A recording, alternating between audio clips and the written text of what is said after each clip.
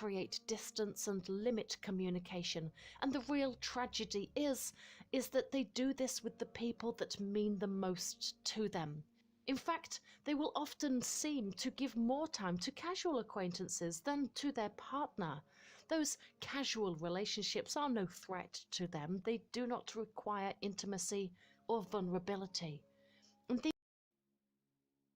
people with a dismissive style of avoidant attachment want a high level of independence. People with dismissing attachment styles don't seem to have a difficult time, however, initiating romantic relationships. They just don't know how to go about keeping them and allowing them to grow. Their desire for independence often manifests as an attempt to avoid risk is not attachment just about altogether. going for a job. People with a It's also dismissive about avoidant knowing what you know and what you don't.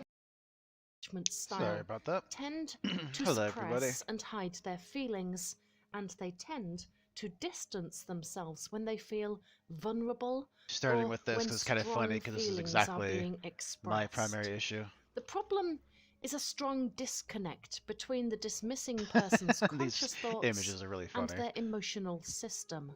They view Literally turning their love back on each and other. affection as a threat, and this triggers an anxiety response which prompts them to pull away.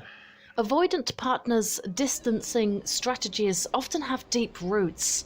Some avoidant partners may have grown up repeatedly feeling overwhelmed by pressure from parents to be a certain way, for example. Here are some signs that your partner may have a dismissive avoidant attachment style. These are known as deactivating strategies. This person may want to stay in a long-term relationship with no sign or a notable resistance to any real commitment. They may even give reassurances and promises for the future, explaining they are not ready just yet, but one day they will be, and then time passes and there is no real forward movement. They may become nitpicky and find minor imperfections and sources of irritation in their partner. This is a distraction technique to maintain emotional distance. They could talk about an ex-partner more than feels appropriate, demonstrating a preoccupation as though they are still pining for this ex-person whom they have idealized. Focusing on a past relationship ensures maintained distance between themselves and future partners. They always seem to be busy and constantly finding ways to distract themselves, and their partner will just generally feel as though they register very low on the list of priorities. They will sometimes flirt with others. This is a hurtful way to introduce insecurity into the relationship and pushes a partner away. They may withhold from saying, "I love you," while confusingly feelings of love are implied, or they may speak the words "I love you" with very few actions that back up the sentiment. They might pull away when things are going well, such as not calling after an intimate date or after a moment of vulnerability, and this can feel especially cruel when the partner feels they finally had a breakthrough only to realize now they have just pulled away even more. They often get into relationships with challenging or even impossible futures, such as with someone who is already partnered or long-distance relationships. There is a sense of them checking out during conversations or actively seeking a distraction, especially when their partner is requesting more connection and emotion. They take this as criticism. They will maintain an air of constant mystery and secrecy. This preserves their feelings of independence, but it can generate distrust. They might avoid physical closeness, for example, not wanting to share the same bed, withholding sex, or walking several strides ahead of their partner. This is by no means an exhaustive list, and of course there are varying degrees to all of this.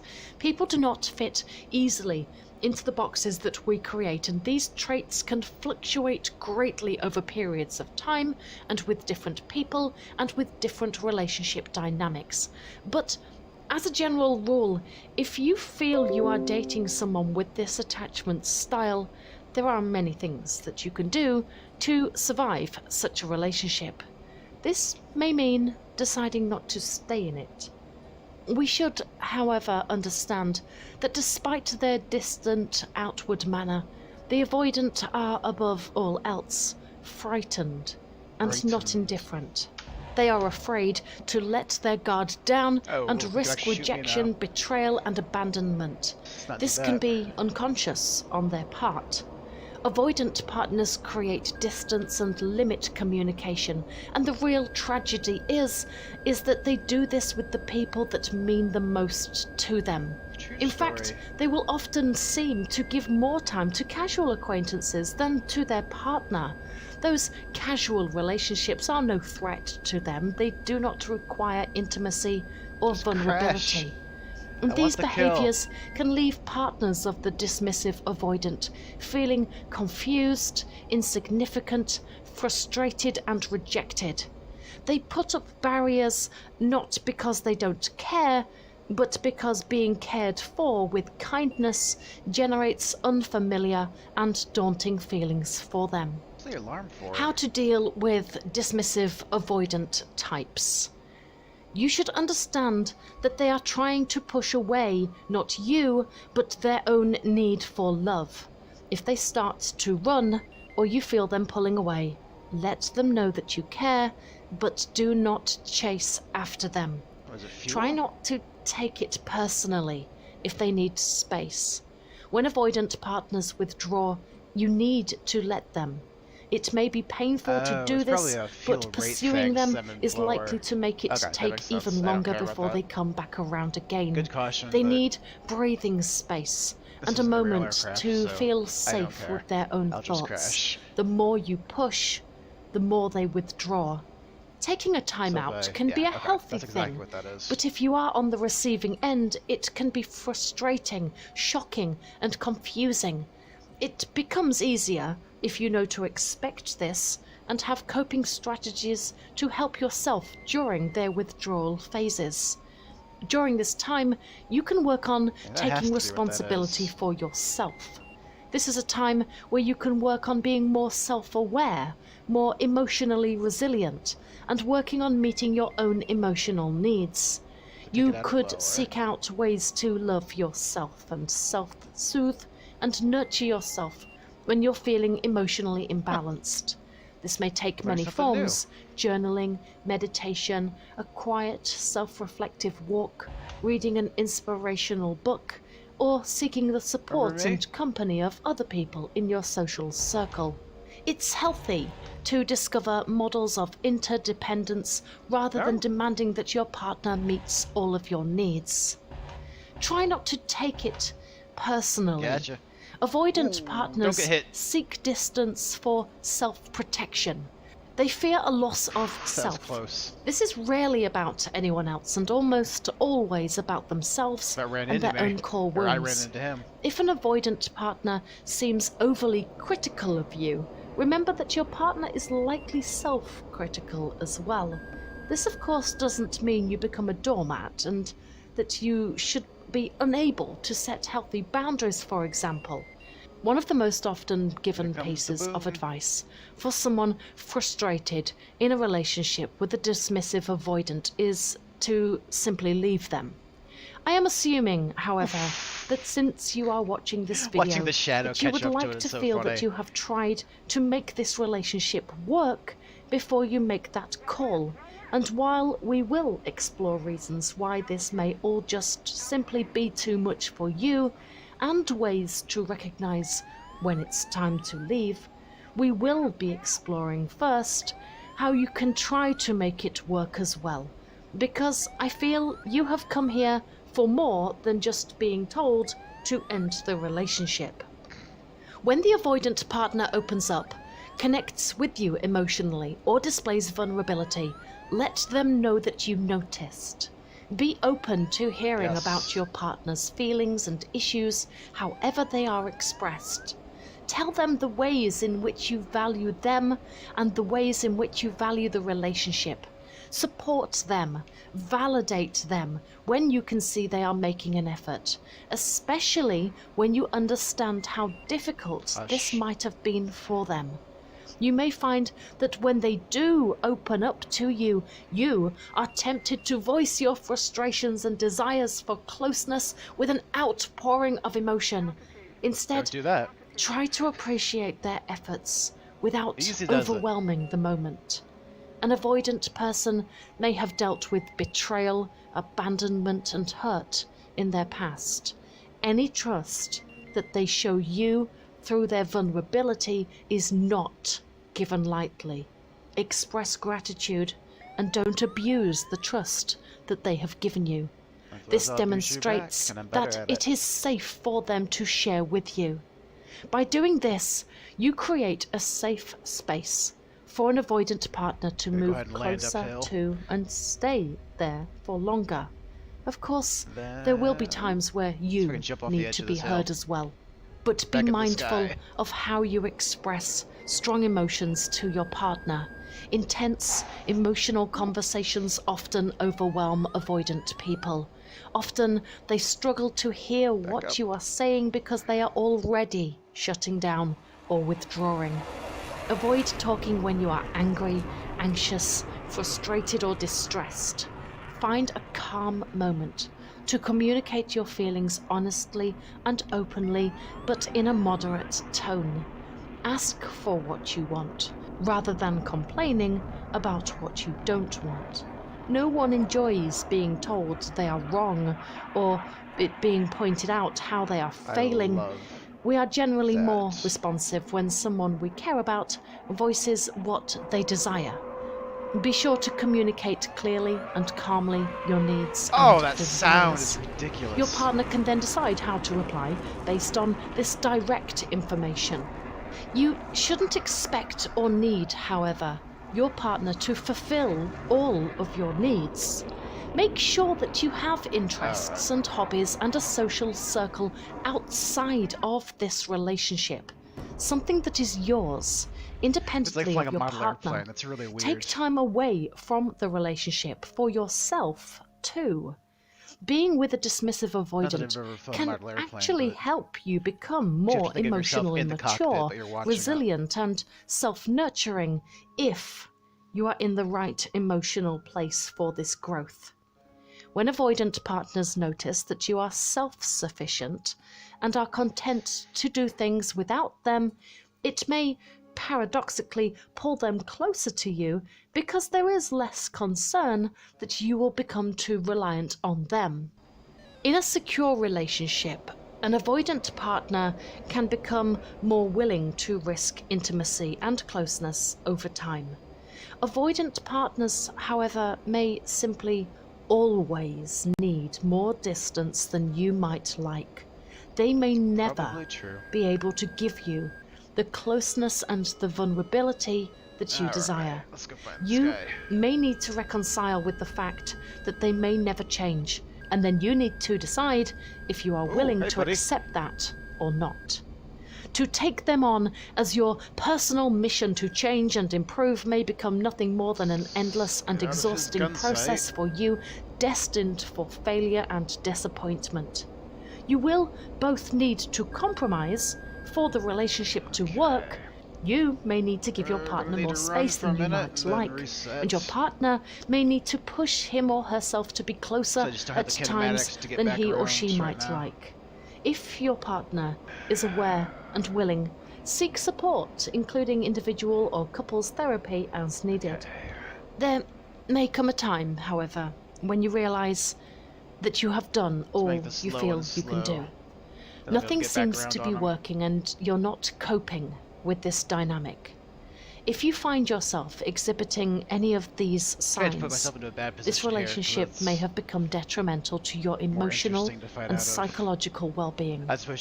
Do you find yourself using more and more manipulative behaviors to get your partner to react or to give them the reassurance that you need? such as We're both threatening just to armed with leave, guns, that's why seeking it's ways to such a make them weird jealous, trying to mirror their behaviors I'd rather back eyes at out to see them, he just etc.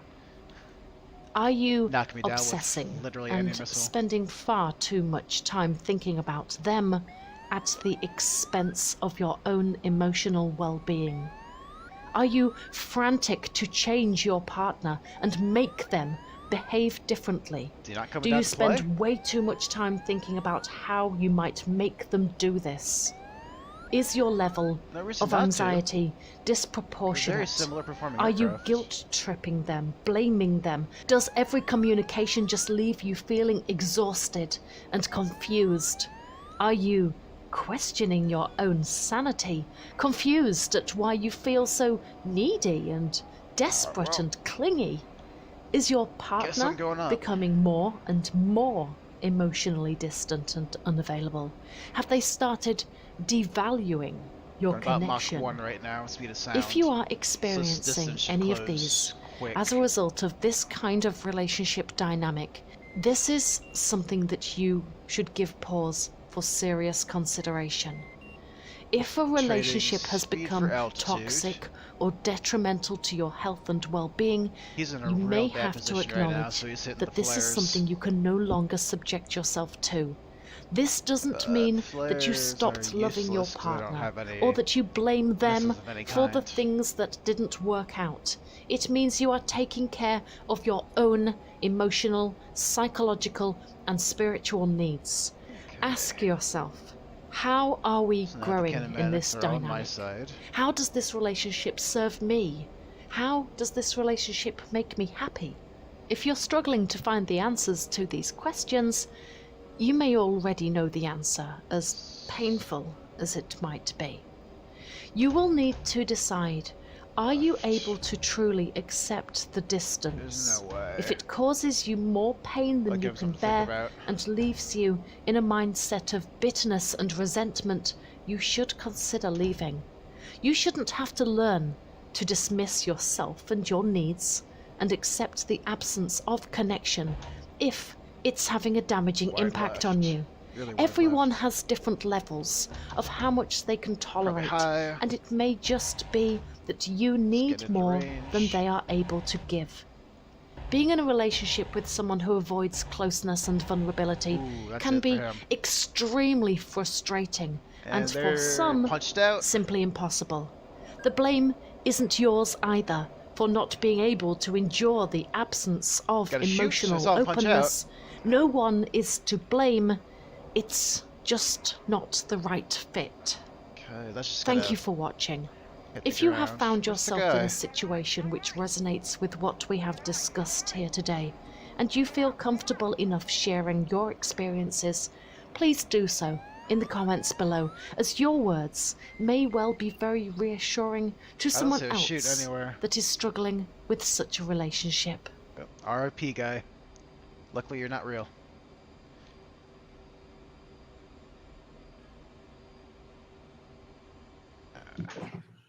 Something a little more interesting. Hey guys, so I'm here today.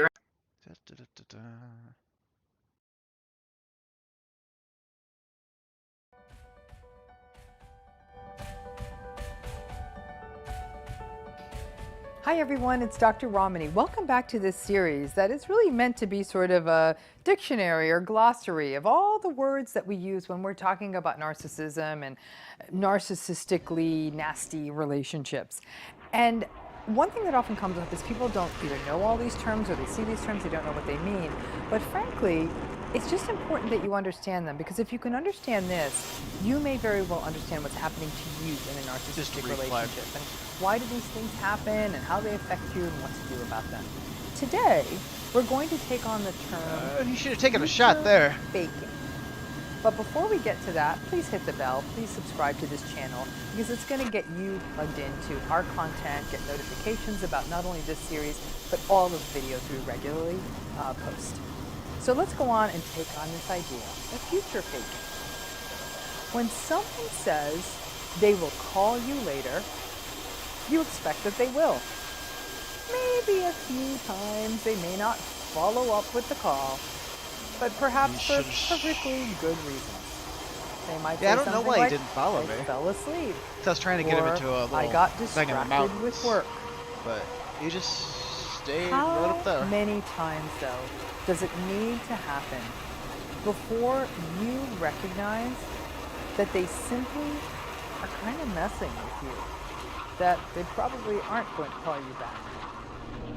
Future faking is often much more sinister than not calling you back later. It's actually a form of manipulation and of keeping you hooked in Like promising by heaven. making the kinds of future promises you want Eternal to hear. paradise once you're dead, For though. example, When you're alive, you gotta this do what I may say. include wanting to have a family with you someday. And perhaps they might say things about wanting to get married someday, and buy a house together someday, and travel the world together someday. It may be that they're going to support you in starting a business together someday. They set the tone for the life you want, for the life you envision, and for the things that you hope for. And they Hear the use sonic boom? future faking, though, for very different Oh man, this and game is much wonderful. more manipulative purposes. Future Sound fakers model. reassure you. They God. tell you about the income potential that they're going to Like you can have actually hear one the day, wavefront. or that they're making more than enough money to take care of both of you. Boom. In that way, future fakers can often coax a partner to I leave know a it's going job over Mach 1 or here. move to another place, even another country, just to It be goes with at like the a narcissist. Mach 110, And then they something tell like that. you 1.10. they'll take care of everything financially, take care of you, so you can pursue your dreams. Yeah, you have to. If we know only At the one bottom, thing, it's that one of the main things I think that can IAS often is going to be keep the speed. people stuck 400, in just narcissistic 400 knots right relationships now. is financial dependency. That's subsonic, And but once I that just climbed narcissist 30,000 feet. renders you financially dependent on him or That's why I her, built up speed they are down there, able to so I exert could zip far up. more psychological control. And that's even going to be more pronounced if you It's all move about to a energy part of the country management, you're I not from guess. or to another country. The future faking idea that they will take care of everything financially can get you stuck into a prison. And this can happen in Energy family management, I'm very, very bad situations at. too. I'm good When one-on-one, family members promise but you in a bigger more full ball, opportunities in I the get future, fixated for on one example, thing, if and you then I just end up join going to a like family very business, slow.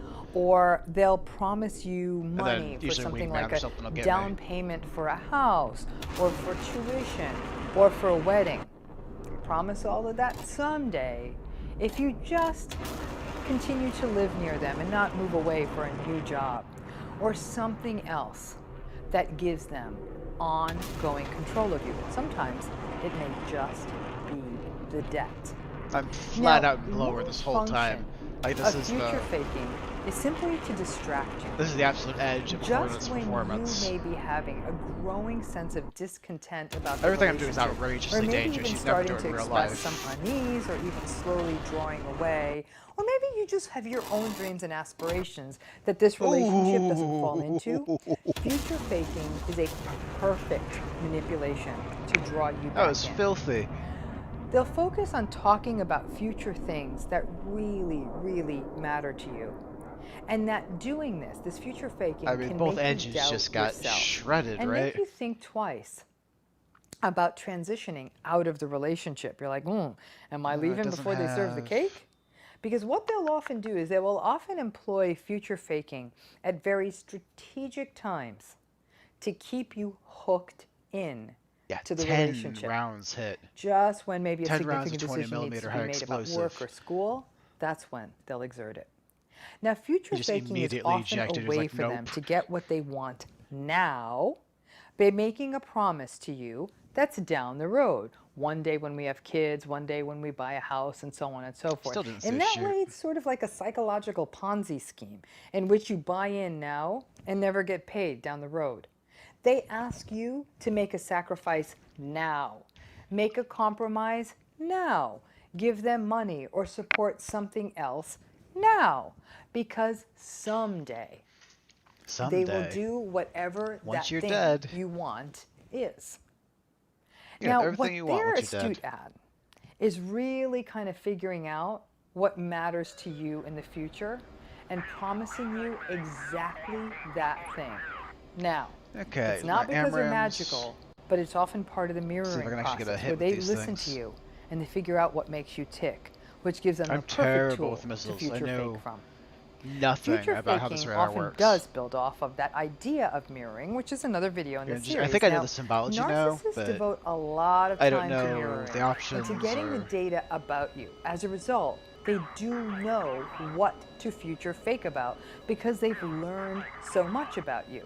So if you never mention kids or any interest in kids, they're not going to say, hey, one day we're going to have kids, because that's not going to be a good future fake that draws you in.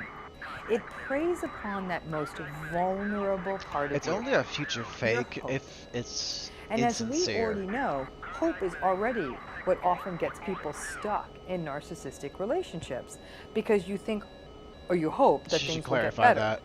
Or There's you nothing hope wrong with that things saying will like, hey, change. this is something I want to But do in the future future. faking is also something else that can harness your hope, leaving you convinced that if you just stick it out, you will get the thing you want, and that, oh my gosh, if I So walk away incoming from this missiles now, is what I'm looking it's at just the radar, one I more think. time of me self-sabotaging. Don't Now, think any of them headed for anybody me who though, comes so from a we'll narcissistic family system ignore those knows that future contacts. faking is a standard part of the believe narcissistic family's operating There's going to be an manual. aircraft. Whether and it is these are going to be day-to-day aircraft. Yeah, those are promises missiles. or Or spending 27s. time with you or catch, Oops. they will Let's make avoid those that one. promises. Yeah, I'll play catch with you when you get home. Yeah, well, definitely. We'll go to the park this weekend. Oh, absolutely. Next week we'll I think go I got back him to locked school up. shopping. Or they go into the bigger ticket promises, the bigger future faking, that perhaps someday they will support you and give you Incorrect. financial support for tuition or something like that. As long as you just help them right now. Many of you can recall know how a to narcissistic family member fleeced you. Use the You IFF helped them at still. exactly the time they needed. Might have given up your time, even something you wanted to do. But you There did we it go. on the basis of not only being a nice Don't wanna person, loft. but of Let's go some normal future mode. promise. There we go. Got And a that flanker. future never materialized. This can feel Got two awful flankers. regardless of who the family member No, just is, one. He launched a but missile. it can feel particularly I atrocious think I have him when locked it's up. your parent. A parent Yep, that's we're in tracking. essence dangling a carrot. Get him! They did it when you're a kid. Hell yes. They do it when you're an adult. Okay, but now it that's turns into clearly a missile coming after future me. faking Is what is that also alarm often is. a big part of working with a narcissist. So let's You try may, to for get to the example, deck work with an and important disappear into mentoring the clutter. or a teacher or a supervisor or boss who might promise you I'm trying to make all them miss kinds by of using the train opportunities as... or Oops, I'm book about to you would crash. write or other advantages or open doors for you, and you end up Hush. You hush too. I was trying to get down to the deck to disappear, because I think that was the radar warning receiver alarm. I think. I'm not actually sure about that. Because I think someone was... If they hadn't launched a missile yet, they at least had a good lock on me. So I was trying to get low enough to disappear off the radar by using ground clutter.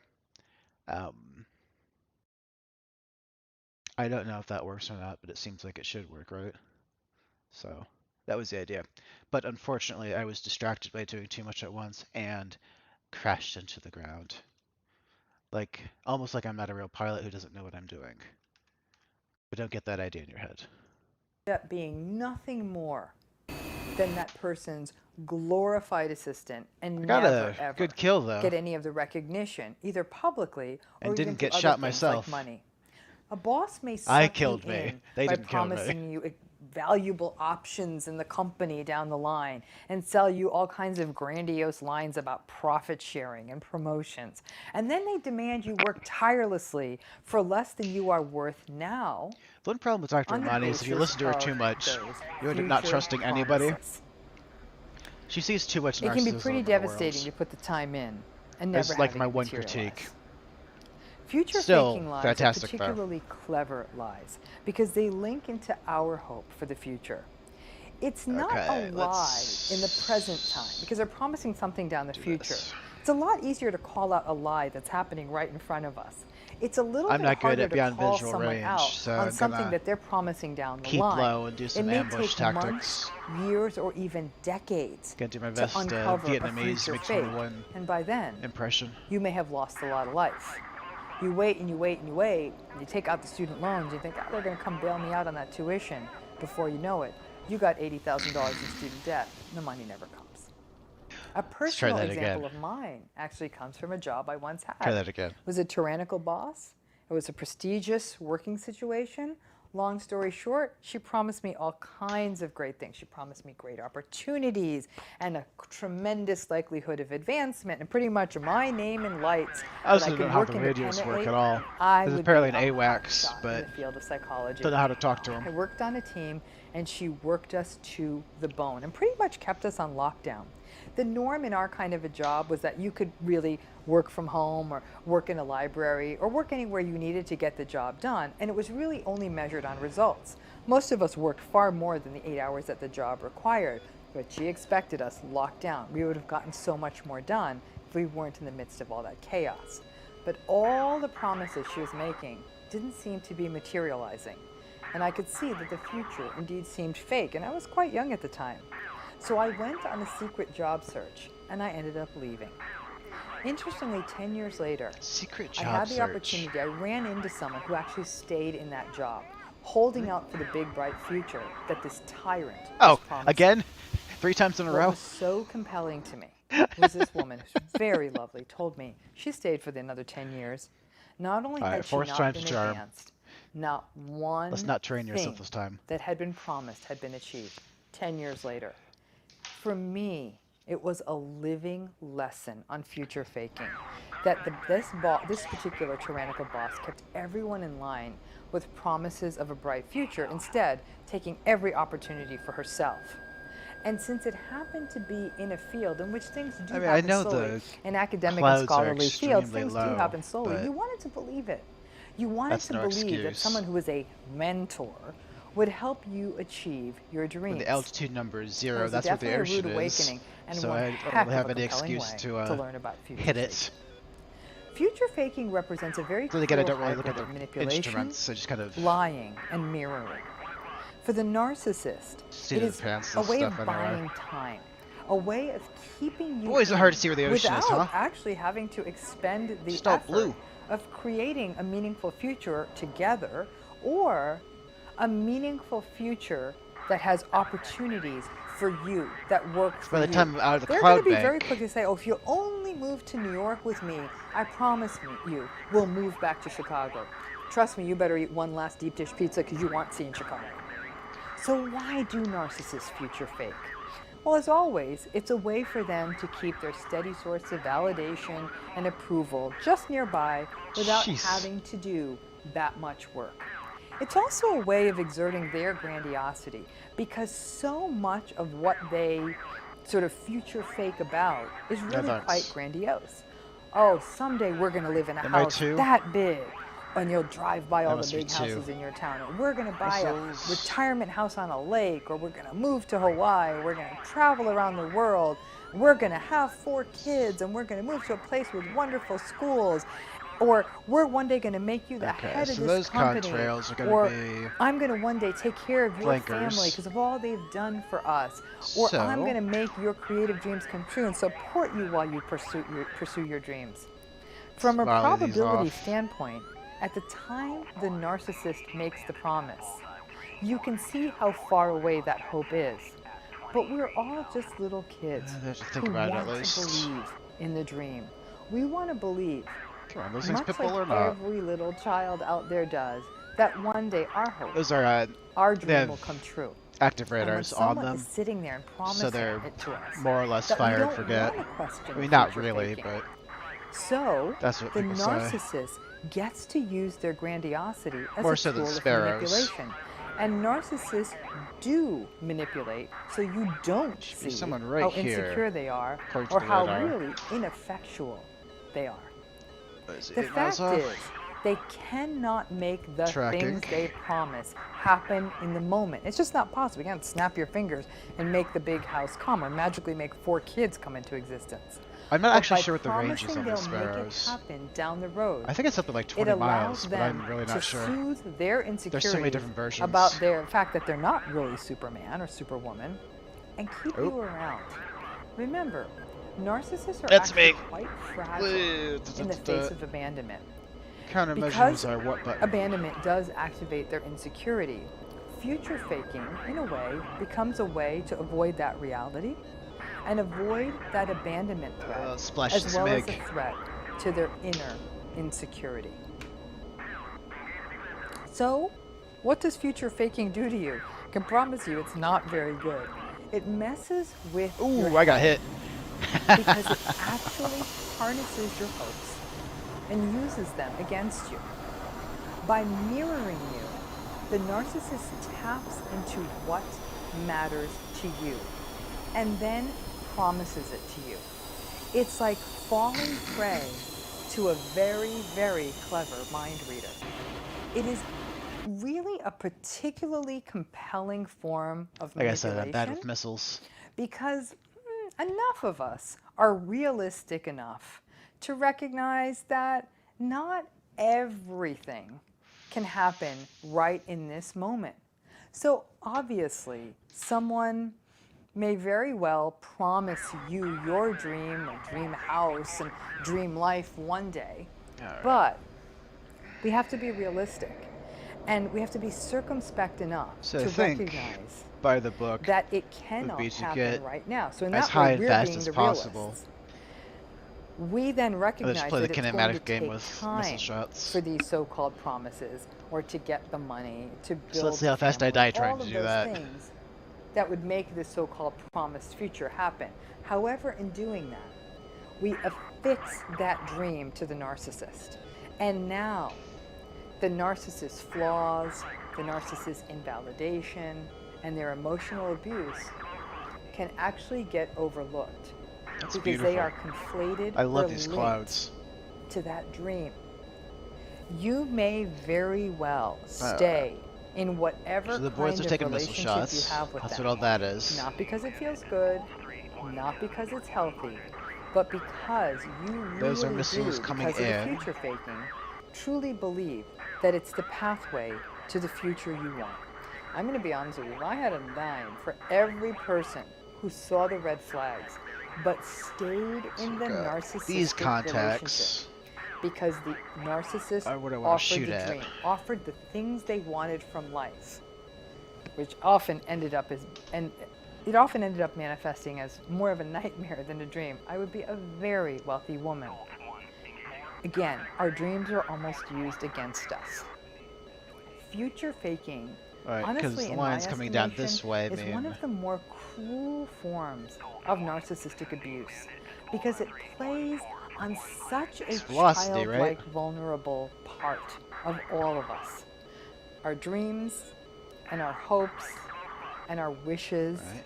And frankly, Spiked our 12 o'clock, fantasies so for the that's their future. They don't radar. have to be grandiose. They're right it off my may be just a nose. picket fence and a kid and a golden retriever. But ultimately, narcissists are the greatest illusionists and magicians and masters of missile. disguise and deception. Yeah. Future it's a missile. faking is a hell of a trick. Hocus pocus. I'm going to make Oh, you look no. over there. I'm going to take your Oh, dreams no. and wishes and promise them to you, and you will believe me. And then Okay, we're good. they will never. You see that contrail coming at me? Oof. You know what is so hard about it is that we think it will happen. Oh. So, how do we best avoid future faking? One thing is, don't fully link your wishes and your aspirations to another person. Oh! Own You just that bit it. stuff. Pay attention to other examples in your life of the narcissist making more short-term promises that never come true. So, for example, the original simple future faking example, when they don't return calls when they say they will, when they don't pick up the groceries they Don't said see they would anything on the way coming at home, me. when they don't show up when they say they would Goodbye. pick you up and take you somewhere. And Those small your future turn. fakes are usually the canaries and the proverbial Actually, coal no, mine he's going down, so... that leave a trail that lead to the Where'd larger that come future from? fakes that can not only leave you feeling devastated, but can leave you to I really heard the fake a warning, life but I didn't see anything. and that actually lead you to waste the life and fill you with regret and make bigger mistakes. The smaller fakes always This is why I lead to fight larger low. ones. Honestly, the only way to truly avoid future faking is to As put a reply. yourself in charge of your own dreams. And always keep in mind that so many people, after they go through an experience of future faking, they often blame themselves and say, this is my fault. I wanted X, Y, and Z so badly that I got blinded by my own dreams. I got blinded by my own hopes. I got blinded by the things I wanted. I wanted them so bad. And again, they may not be grandiose things, that I believed that moving to this other country, moving to this other place, giving up my career, leaving school early, supporting their education, and so on and so on and so forth, was going to be what was right for me. And I got so lost in that they'll get mad at them and say, I let this happen. Wouldn't be that hard on yourself. The fact of the matter is that even though it's incredibly important that you become an advocate for your own dreams, every one of us is vulnerable to the idea of wanting to share hopes and dreams and wanting to attach ourselves to people who share those hopes and dreams, hoping we can achieve them together.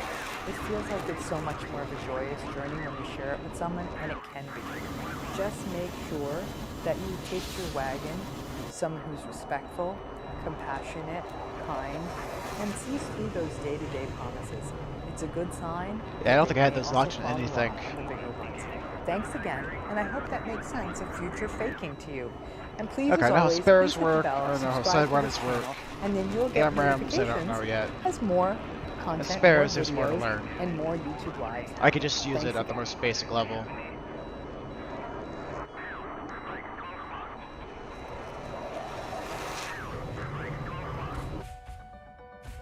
I want to see what got me, because I didn't see anything. I was trying to watch for contrails, but I was Hi surprised everyone, when I it's Dr. exploded. Romney. Welcome back to this series of on narcissistic. So obviously I missed something.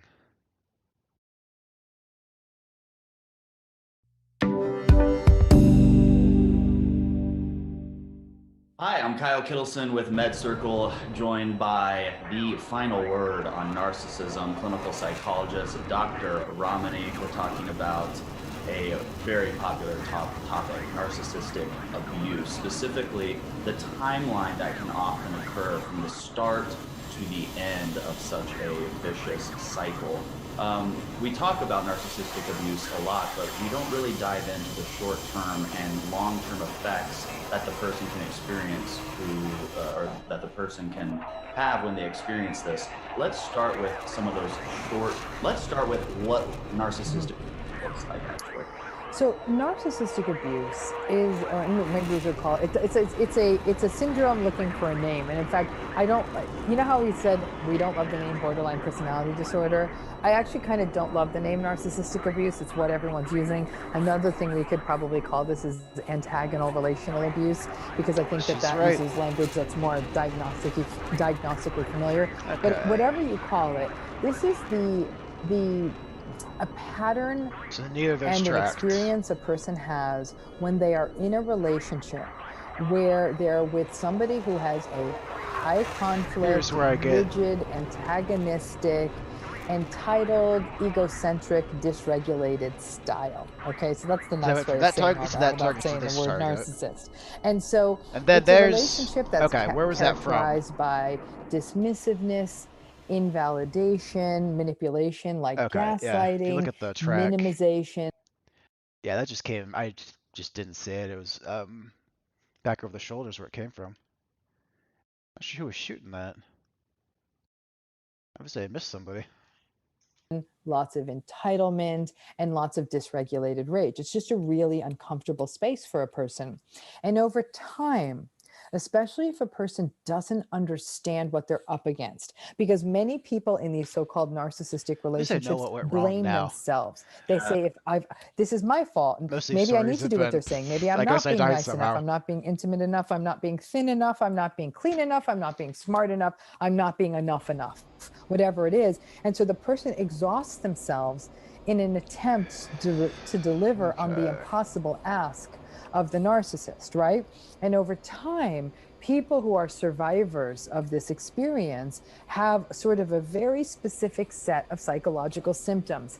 The most central symptoms we see in people who are experiencing narcissistic abuse are patterns like confusion, diminished self-esteem, anxiety, some depressive symptoms, including sadness, sometimes even anger and irritability. Sometimes. Lots of rumination, can't Yes. stop thinking about it because they can't fix it. For sure. And helplessness, hopelessness, and Yep. powerlessness. Uh-huh. The symptoms go on a lot wider than that. And in fact, I tend to break the symptoms down into sort of 6 categories. There's all the sort of the patterns associated with changes in thinking in a survivor of narcissistic abuse. They ruminate a lot. There's a lot of regret. Again, that helplessness, the confusion. Some of them get caught up in this loop of perfectionism. If I could only get it just right, then Ooh, I I'll did win that. the narcissist over. There's a lot of interpersonal stuff. People going through narcissistic abuse feel very lonely think I armed because they that feel as though bomb. nobody understands this sort of unique circumstance they're in. Because Couldn't remember, see an narcissists explosion. often show a very sunny face to the world. So a lot of times people think that you're the luckiest person in the world to be in this relationship. They can also feel very socially isolated, as well as a lot of shame of how the heck did I get myself into this experience. There can be a lot of what we call symptoms of what I call symptoms of perception and arousal. They can be very hypervigilant, always walking on eggshells, always on edge. Am I going to say the wrong thing? Am I going to do the wrong thing? They Also can have correct, difficulties Dr. with Romano. concentration. There are the symptoms around what we Romane. call self and identity. So these are things like a person Whatever. has a lot of self-doubt, there's a lot of self-blame, there's a lot of self-devaluation. Like I said, real decrements in self-esteem. On the emotional front, all that depression, the anxiety, apathy, low energy, No boom. grief. And then in the physical and the Still health doing realm, something because this wrong. does affect people's health, you'll see challenges with sleep.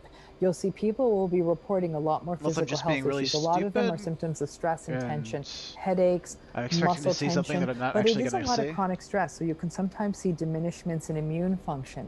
Or So is it people hitting may faster actually than get I think it's sick going to? more often, or There, it might let's try make that. the existing illness Let's go full like diabetes, Stuka. for example, the course of that may become more problematic. People also don't take good care of themselves when they're in these relationships. You're devaluing yourself so much. You may not take your medications the right way. You may not exercise as Mark much. 82? You may not engage in It's a like healthy a- diet. what is it, like You a may 5 also different use unhealthy coping, like using drugs and alcohol, smoking, spending money, things like that. And people I think with that's this just a pattern basic Mark report a lot of 82. fatigue. So you can see we're it gonna takes in release a it, lot of and we're territory. gonna watch And by what and large, in the happens. clients I work with who have this or experiencing this syndrome have symptoms in all 6 of those categories. Gonna hit. You mentioned at the That top bit of of your dirt. answer that oftentimes people who start to experience this There we go. narcissistic abuse will try to become the person that they believe will stop the abuse. So they will That doesn't work. try to appease the Yeah, no boom. abuser, which That's weird. is futile, I assume. I believe that because I have this education on narcissism, that once I saw the abuse, I would be able to cut ties and move away. But you can't. What causes somebody, though, to experience the abuse and try to accommodate the abuser rather than experiencing the abuse and moving away? Right, so that's all comes down to an experience that's unique to any kind of abusive relationship, including a narcissistic relationship, called cognitive dissonance. Cognitive dissonance Listen to refers this. to our challenges with keeping 2 sorts of opposing thoughts in our mind at the same time. And it's a dynamic that is actually far worse for people who have actually been histories of toxic or dysfunctional family systems that they grew up in, or trauma and abuse in those settings. Because what cognitive dissonance is, the most classical example of cognitive dissonance is the one from Aesop's fable, where the fox couldn't get the grapes. And what does the fox say about the grapes? He's jumping and jumping, and the grapes are so big and so juicy and so delicious looking. they're juicy Fox and jumps, delicious. fox jumps, fox can't get the grapes. What does the fox then say? No, I bet those grapes were sour anyhow, right? So the fox makes a sour justification grapes. for Got not it. being able to get the grapes, because he's just going to walk away from the beautiful grapes. And to make that more comfortable, he had to tell himself the grapes So were the sour. rockets are working. Now Then I turn dropped that story in the those. other direction for survivors of narcissistic abuse. Person's abusing me, person's Yeah, no invalidating, boom, person's right? manipulating Am I crazy? me, person is cruel to me, person is entitled. So obviously I'm not person's hitting something okay? right. You're right. All of that should be a I sign might have to to leave. fuse them or something. But this is my partner. This is my family, right? And so, especially if you learn to make those justifications as a kid, like you had a parent like this, well, daddy's just angry, daddy's just tired, daddy had a hard day at work, mommy worked so hard, mommy's been cleaning all day. We justify, justify, justify. Justification lets us stay in the relationship, right? Because the idea of leaving it actually feels too scary, especially again, and this idea of staying in an abusive relationship or a toxic relationship Oh, that sounds long past its shelf life is called trauma bonding. So people in narcissistically abusive relationships do tend to be trauma bonded. They have heavy cognitive dissonance.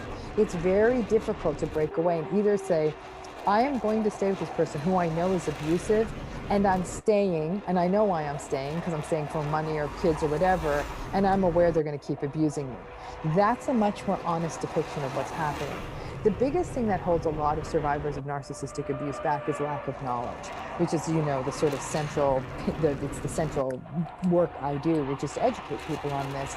So for them to know, most centrally, narcissistic patterns don't change. okay. And number two, their let me pattern figure is out how not the your bombs fault. work. Ooh. And so once you understand those two things, like, oh, this is never going 'Cause to that's change. You're just a telling me when they cluster retire, bomb, it's not right? going to change? Nah. When they get the promotion, it's not going to change? Mm-mm. When we move, it's not going to change? Mm-mm-mm. When the kids grow up? No. Nothing. Never. Have a And kid, it's not going to change. nothing. Have a kid, don't have a kid, get married, don't get married, retired, go on vacation. No, no, no, no, and no. Asshole gonna be an And asshole, so yo. and that's something Oops. I work with clients on called radical acceptance. It's not going to change. So if you decide to stay, I can get down with that, but you're not staying in this dissonant state. You're not justifying their behavior. You're saying, this person is really unhealthy and awful and bad for me, and I'm staying for very Change your practical pace. reasons, because right now I don't want to dismantle this. So that means I need to be in therapy. I need to take care of myself. I need to develop healthier relationships. I need to have realistic expectations. You see what I'm saying? It is like, now you're staying, but with your eyes what are wide we open, doing? rather than in this rather blind, justifying space. Just immediately crashed? There are people who just heard you say that and their hearts That couldn't have sunk to their possibly gone foot. worse. I know. They are clinging for the hope that this person will change. They believe if they work hard enough, if I they read defy enough anyone to books, if fail they more watch than enough that. videos, this person will change. They've heard of stories where a husband cheated on his wife, but then finally came to terms with it, and now they're happy and they're the happiest they've ever been. You're saying no, stop.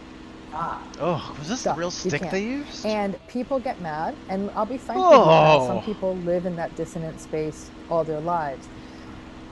I'm sad for them because it's sometimes a half of a life, but they're also that wood? potentially dangerous, those people who stay dissonant, because they That's wood. keep spreading the gospel of enabling. Mhm. So which is not, that's not okay, because then they might tell someone else who's going through this, well, they are stressed and you Poor shouldn't be guys. so judgmental and da da da da da da da. So that's a lot of the dismantling that There are happens no here. ergonomic But that's how people get considerations going on stuck. here. And that's how knowledge sets people free, and so too do realistic expectations. But Kyle, it's They not just have that a simple. face full of Because steam some people go gauges. through this process of radical acceptance and they get it and they leave. And it's not all moonbeams and rainbows and unicorns when they leave. There's grief, there's regret, there's anger, a time lost. There's the fact that if they're co-parenting, they still have to have relatively regular contact with this person. There's the idea of, okay, I had to let go of my narcissistic mother, so now what? I don't have a family of origin. I don't have that safe harbor. There's grief around that. This isn't as like walking off into a bright future. Now, don't get me wrong. Choosing between which is healthier for you or not, probably setting those boundaries. And it doesn't mean you've cut the person off. You've written them a sort of a Dear John letter and sent them on their way. It's not that. In some cases, it's that you've really erected some really strong, tall boundaries. You don't engage in the same way. You're much more careful in your engagement. So it may mean you still get to go to the family weddings and family get-togethers, but with a much more wise mind going into it. You're not then sort of saying like, I don't understand why mom's not interested in me. Like, my mom's not interested in me. It's all good. Like, I'm just here for my cousin's wedding. And so you're able to hear it, not with the sorrow of a 5-year-old child that's not being seen, but with the grace and the height of an adult who finally sees the situation clearly. Well said. When narcissistic abuse starts initially, does that abuse look different than the abuse that may occur down the line? Ah, that's a Imagine great cruising question, around Kyle. Germany, So just then, like when we're casually saying, shooting when we're stuff up. talking about intimate relationships, like staying in that space, because that's a little bit more unique. You meet someone and there's a whole That's exactly what they process. did. The narcissistic relationship has a very There are unique videos of architecture the to gun it. cameras. It tends to start I've with a seen it period for that's Japan at popularly least. often They called just go love around just bombing. shooting It's a random period stuff. characterized by idealization and seduction and winning someone over. And this can be grand gestures like 100 roses or something like that. This can be smaller gestures just by being super empathic and super interested in your life. But it's definitely That's weird. it's definitely a sort of romantic and overwhelming. That then pretty soon thereafter, probably anywhere from 8 to 12 weeks, if you're lucky, sometimes as little as 6 weeks, goes into something we call devaluation. It's no, the 100 dozen roses aren't showing up anymore. In fact, it tends to be more dismissiveness, contempt, more interested in their phone than you. You're like, everyone says this after the first 3 months. I want that person back. I'm like, honey, that They person don't never exist. existed. So good luck with that. So I want that back. I want those first 3 months back. And they will then spend the next year or two waiting for the first 3 months, not realizing that was a short-term moment, and then it's devaluation. And then in That was some point, ludicrously in many dangerous. cases, it ends up in what's called discarding. Now, discarding doesn't necessarily mean that they leave, okay, and move away. Discarding can mean they do leave. Discarding can mean that you leave, okay. Discarding can mean that discarding can also mean that they've really disengaged from the relationship. It's no longer something really a about the relationship. propeller. Discarding can I mean know that there's a they lot of stay in a torque. relationship, but they're unfaithful or something like that. I'm just not Make used to different that. choices. Because And jets, then, if there's some form of you don't have discard, that and let's say torque either thing. you leave or they leave, somebody ends it. In a significant proportion of cases, but not all, there's a period called hoovering, where they will often suck you back in. And I think that's why the And this will roles are often so happen weird. as soon as people set boundaries with a narcissist. They're like, this is going nowhere. So they cool off on the narcissist. They start Yeah, that's cultivating their weird. own interests and all that. Then all of a sudden, the narcissist, sensing that you're pulling away, they try to suck you back in. Then that whole idealization starts again, and you can see how the cycle keeps playing out over and over again. In the early phases, the narcissistic abuse is a bit more confusing, right? So people are the Hornet actually, just must you be would think that, particularly well, easy to they're fly. new in it. Won't they spy it quicker? Not necessarily, because so many people are so wowed initially by all that's happening, and they want it to be what it is. So they start justifying, and then the difference is that early on, you're not so deep into it, so it doesn't feel like you sunk so much resource in it. The longer a person is exposed to narcissistic abuse, the more harmful its effects. I do believe that it's cumulative, that over time a person gets much more riddled with the self-doubt, with the confusion, the self-devaluation, the isolation. They pull themselves out of their own lives, they pull themselves out of their own aspirations. It almost creates a sort of what we call a lifelong dysphoria, like this sort of sad kind of, it's That's not definitely quite true. depression. It's lifelong dysphoria. dysphoria. Something more. That's It's exactly like a correct. far overreaching kind of sadness Yes. that hunts into every corner of someone's life. 100% That's what yes. happens to the long-term survivor of narcissistic abuse, and I've seen it many times in clients, and it's devastating. I get a lot of emails, not as many as you, from people who are in these abusive relationships. Mm-hmm. They feel alone. Yes. They feel like they're the only one in the world that this is happening to. Mm-hmm. Mm-hmm. I'm telling you, you are not Stay alone. there, please. There are many people out there going through something similar that you're going through. Can you share, Dr. Romani, any stories from your past or clients you work with who have really succeeded on coming out of that relationship, working on themselves, and moving into a life that is really for and about them rather than a life that was for and about somebody else? You think of this, right? Oh, numerous stories. I think there's a tremendous likelihood of not only good survivorship, but thrivership after this all happens. But it means making changes and mental shifts at a Herculean level. It means leaving an old life behind, an old set of narratives and an old set of beliefs. And that is not easy. The most challenging part of dismantling narcissistic abuse, it's not often about dismantling that primary relationship. Let's say somebody's leaving a narcissistic marriage. You then start looking around saying, oh my gosh, I was surrounded by or people who probably were a invalidating hole or me, something. enabling this nonsense. I was letting this happen. And as you clear off the dust, you're like, it's almost like mold in a house. You don't have mold in just one corner, that has overtaken your house. And it is a hatchet job to get it out of every corner of your house to make it safe for you to live there.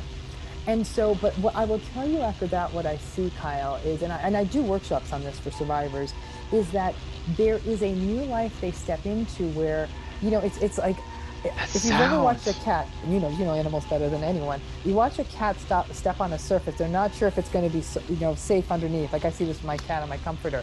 Is that going to hold? Is that going to hold? Is that going to hold? That's that sort of the cat on a comforter feel of a person who just comes out of narcissistic abuse survivorship. They're just like, and they're like, oh, it's holding. Oh, I can go back to school. Oh, wait, I can write this blog, or I can laugh out loud at this TV show, or I can cook foods with garlic, or I can put the thermostat at 75. Like, then they're like, which means I can start being me. And they introduce themselves to themselves, sometimes for the first time in 50 years. And Yep. I do. I have a whole program I make them go through to get acquainted with themselves again. And when that happens, they're like, I'm all in. And some of them actually do survivorship work. Some go back and become therapists and coaches, so they can actually work with survivors. They write about it, they make art, they go back to school. I've known people to go and start multiple businesses. I've known people to go back to graduate school at 70. I mean, it's pretty remarkable what people do with the gift of life being given back to them. Are some people riddled with regret? Yes. Others will say, maybe I wasn't going to learn how strong I was until I really went 15 rounds with this person. And they did, and they came out. But some of them fall in love again, which is remarkable after what they've just been through. They have love stories, and it's beautiful. I mean, I'm going to tell you, I've heard just as many beautiful stories as I've heard tragic ones. And so I think there's tremendous potential for not only growth, I actually think that people who survive narcissistic abuse are the most interesting people in the room. And we all identify each other. If we walk into a crowded room, you can see it. There's something in our eyes. So, and yeah, we touch each other. And it's like one of those M. Night Shyamalan films where like we could see dead people. I can see survivors. And you see each other, like and there's almost like a knowing nod across the room. You don't have any laugh lines. Fantastic. I see you survivors as well. And if you feel comfortable sharing a comment below saying that you are a survivor and you are surviving and or thriving today, I would appreciate it, and I know many others would as well, because sometimes those survivors don't say they are a survivor, and you guys are out there, and it will certainly inspire others to see that you are doing so well. So thank you for being brave and sharing that. Dr. Romney, great session as always. Wonderful. Thank you for sharing your insight. We're going to have more from Dr. Romney and our other Med Circle doctors tonight. If you'd like to join us live, use the links below to do that. If you can't join us live but would like a replay of tonight's panel, still sign up. We will send you the replay, of course. You can Dr. Romney at watch.medcircle.com. I'm Kyle Kittleson. Remember, whatever you're going through, you got this. Landing gear 170, flaps 165. Is that speed?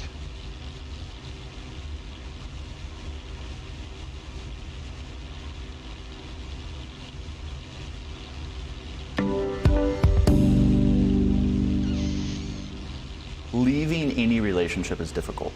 Leaving a narcissistic relationship seems to be harder.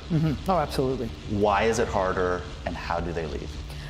Many times people leave narcissistic relationships from a place of frustration, exasperation, fear, confusion. These are not healthy states. I mean, ending a relationship is always difficult, but if it was a relationship with two healthy people in it, they may simply be able to acknowledge we grew apart, and this hurts, and thank you for being a part of my life. And not saying nobody gets hurt. It can hurt badly. So how but in a narcissistic relationship, by the time you get to the breakup point, there have been lies, deceit, anger, rage, all kinds of negative situations. It's confusing. Now, like an old lawnmower. A couple of other things happen too. Many times when people leave narcissistic relationships, they've tried everything. They've tried to change the person, which obviously was never going to work. But they keep trying. I'm going to convince them. I'm going to show them the error of their ways.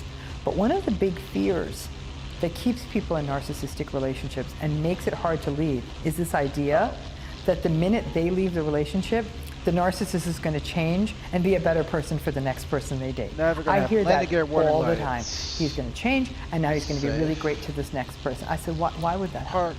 They're going to go through exactly what you went through. If anything, you should send them a condolence card now. Right. But Well, they're and even convinced. if they did change for somebody else, they're not changing for you, so who cares? And they're not going to change. And I mean, they're- it's and even I know more that, absolute, right, but yeah. they're not changing for you. Right. And so, and many times, narcissists trade into a new relationship very quickly because relationships are so superficial for them. gear. For the rest of us, leaving a relationship everything that else meant about something landing to us, or gear, even that was just but not the confusing, actual- our roots went deep. So it takes a while before you can reconstitute and enter a new relationship. Narcissists, boom. They've often replaced you by next Saturday night. They'll post it on social media. It's really, really destabilizing for people. So that means, though, that there's actually a word for it. When people are in narcissistic relationships that end, now all of a sudden the narcissist gets interested again, and now they want to go back to love bombing. So they do something called hoovering.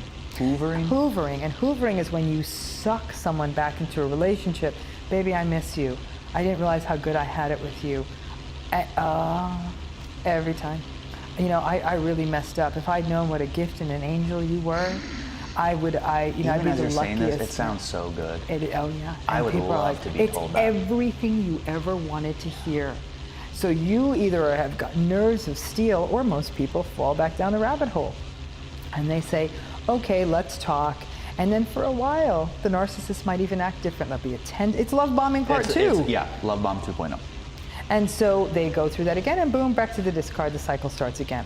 Now, if you do leave them, expect hoovering might happen. It doesn't always, but it might. Expect that you'll probably be traded out really quickly and replaced very quickly, which can hurt.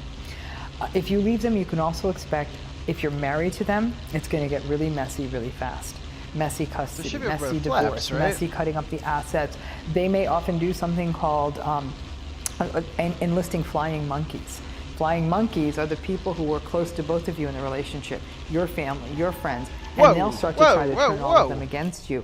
Hey, just so you know, you think My your wig sister's just such came a great off. gal, she did this, this, and this, and they'll tell them all these lies, and then I guess it was now overspeed, these people will and it start just turning literally against the broke poor the wing person off who the left the airplane. narcissist. That's And this flying monkeys phenomenon actually can wild. often re-traumatize a person after they do the hard work Got a of whole leaving a war with these relationship. things. It works Entire sometimes, it war. doesn't work all the time, but they might be able to They sort of barely mobilize work. friends who were sort of on the fringes of the relationship, people who really know you. That's a bit harder. But it can also be dangerous. A narcissist does not like to be left. So It's they ego are for going them. to fight They're gonna fight.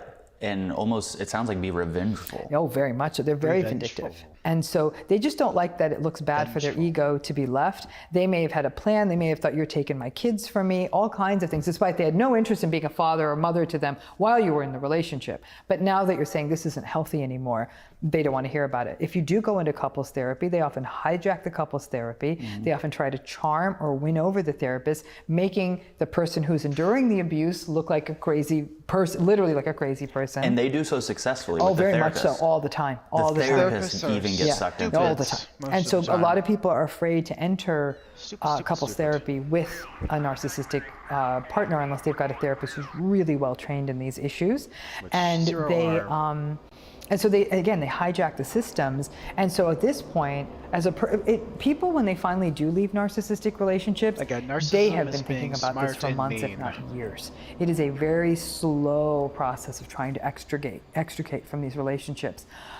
So it's going to be messy, it's going to be painful, no matter what, whether they replace you quickly, whether they don't, whether they make it a messy and painful divorce, or whether they really threaten to stalk a person. That's not unusual. They'll stalk them, they'll bother them through social media. Sometimes people have to block them, which is hard if you've got kids.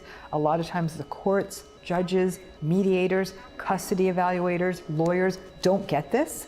They're like, come on, why can't you come to the table? And I'm like, oh my God, they can't come to the table. This isn't going to work. So we've got a ways to go to educate people. Now, on the flip side, if your narcissist leaves you, of course, my temptation is to throw you a parade and say, you are lucky. did it. But that's not how people feel. They feel abandoned. They feel like I've done everything and this person has the nerve to leave me. Is it likely that a narcissist would leave someone? Heck yeah, they It replace is. people all the time. They trade Yeah. partners. But They only want if they have someone someone ready younger. to trade up. Yeah, they trade up. I would say they trade down because the person they've left is probably usually a solid, That's loving right. person. Yeah. But they'll choose someone younger, someone richer, someone they met at work, and they will think nothing of just switching out like that. And so people will feel very hurt. A narcissist typically will not leave a relationship unless they've got someone already waiting in the wings. That would be too much of an ego blow for them. So that under those conditions, they may very well leave. But most commonly, narcissists like to have their cake and eat it too.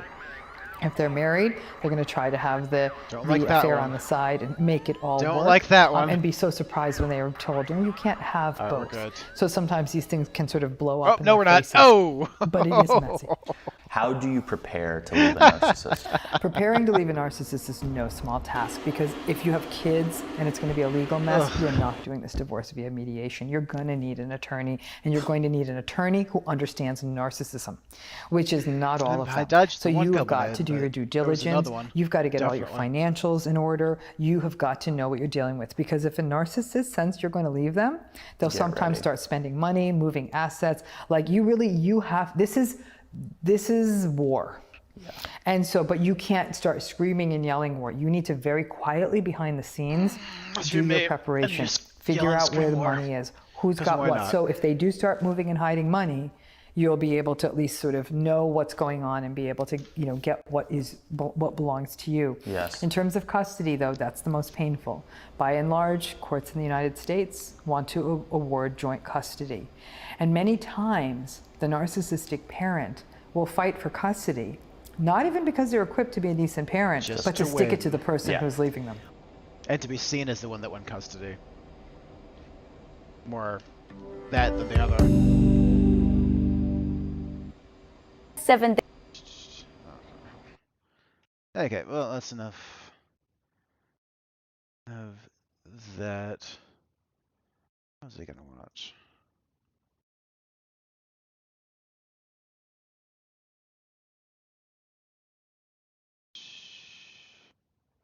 I was looking, I can't remember what it was.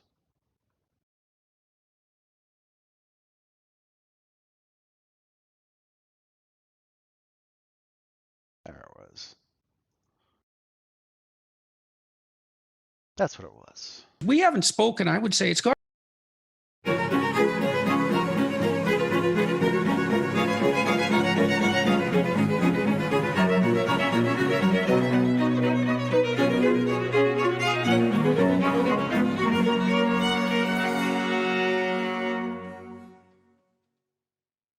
Hi, everybody. I'm pleased today to be talking with Jocko Willink, who I've talked with on his podcast on 3 separate occasions.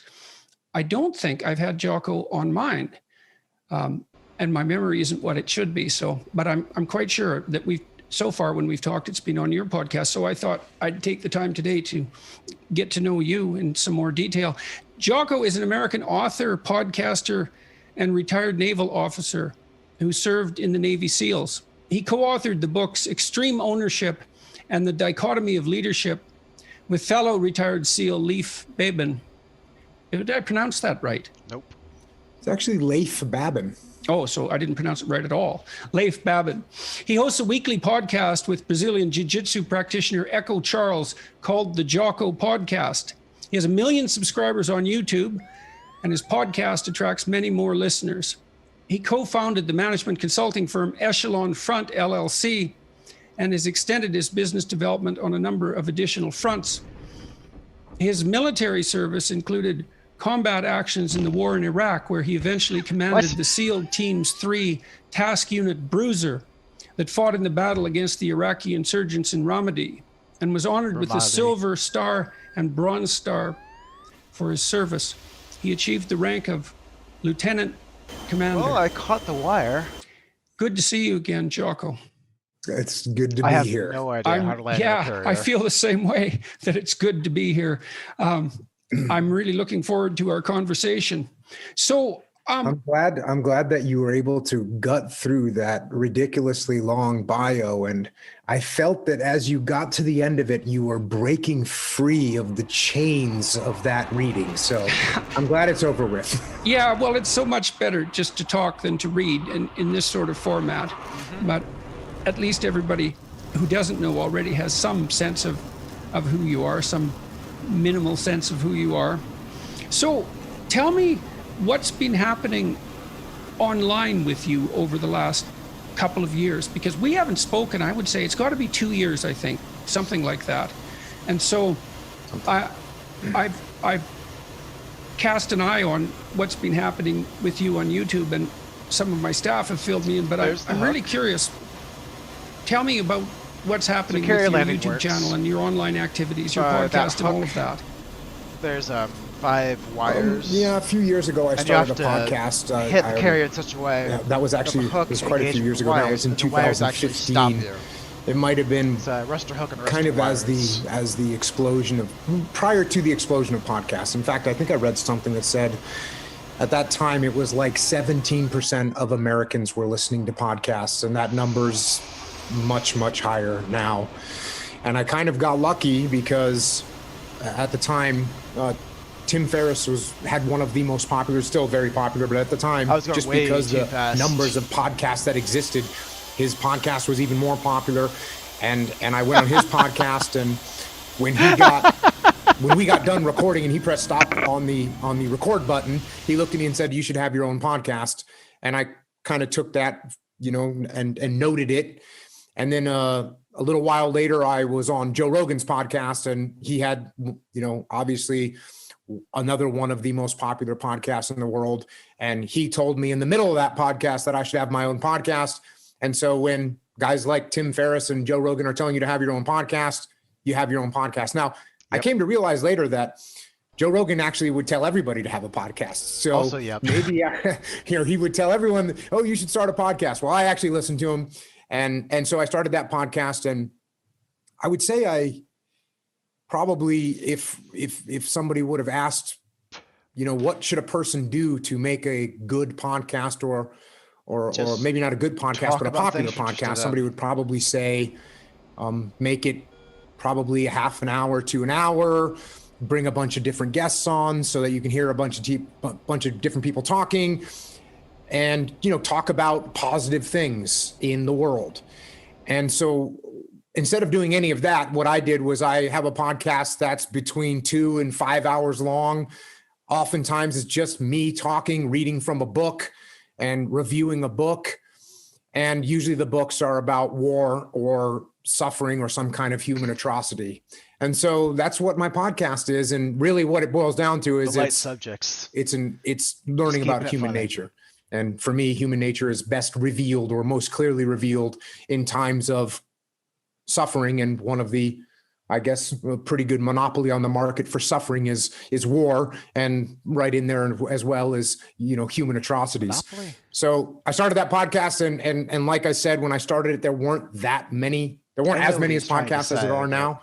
What the actual said wasn't true. It got some traction out of the gate, and it kind of just stayed there. So I was very lucky in that respect, and I've been doing it ever since. I've put out one podcast a week for 5 years. I've only missed one week in there, and that was when my best friend was killed in a parachute accident, and so I didn't put out a podcast that week. But other than that, I've been very consistent. And then the YouTube channel is, well, it's kind of the podcast, and then we do some excerpts there and little clips and stuff like that. And Echo Charles, I forget what you called him in the bio, a Brazilian Jiu-Jitsu practitioner. He's also a video guy, and so he makes little clips and puts special effects in them and stuff because he's creative and bored, which means it's a great combination for someone that you're working with. Yes, it is indeed. So I think that's what's been happening online for me and for the past few years. Who's your audience, do you think, or do you know? Yeah, I know actually quite well that my demographic is people. It's people, it's human beings. Really, it's all over the place. And when I go and do live events, I'll have just the entire spectrum of humans there. Hey, look, is there a kind of a typical person? Yeah, there's a typical person, but we get everybody on the spectrum, from the grandma to the little kids. I've written a bunch of kids' books, and the little kids show up as well. Right. So pretty broad. Pretty kids' books. Yeah, pretty broad demographic.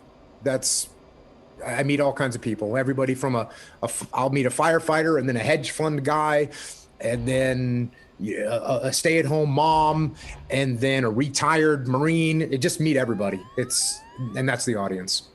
Do you have any sense of what it is that's attracting people to your podcast? I mean, you sort of approached that tongue in cheek in some sense. For a dark topic, you concentrate on things that are pretty negative, or they're pretty dark. And so, as you said, that might fly in the face of any advice you'd get about what to talk about. But obviously, I mean, one of the things I've encountered is that there's a vast hunger for serious dialogue. And I mean, one of the things that struck me always about your podcast was you often read something that's very, very emotionally demanding, stark, harsh, rough. And and it's interesting to think about why people might be attracted to that. What's your sense? And also, why are you doing it?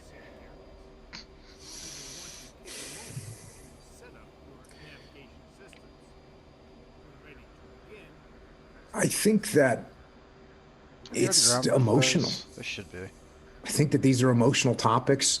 I think these are things that people can be a little bit afraid of and a little bit nervous about, and being able to brush up against them a little bit gives them a little bit more familiarity with them.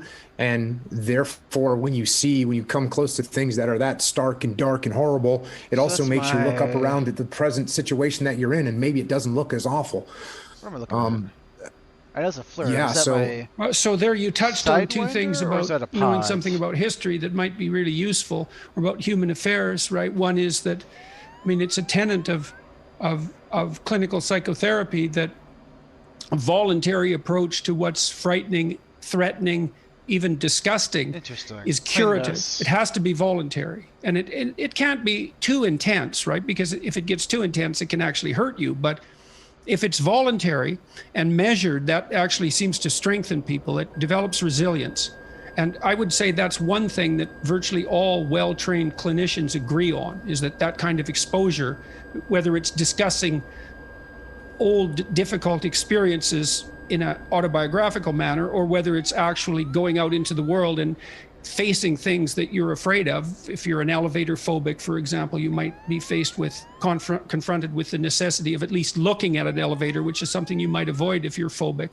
And then, so that's the first thing. So there is some pronounced human tendency to be attracted to what's dark, because that is a pathway to mental and physical resilience. And then the second thing is, which I also think is extremely important, is I had ground effect on my side. It's useful to cultivate gratitude, in my estimation.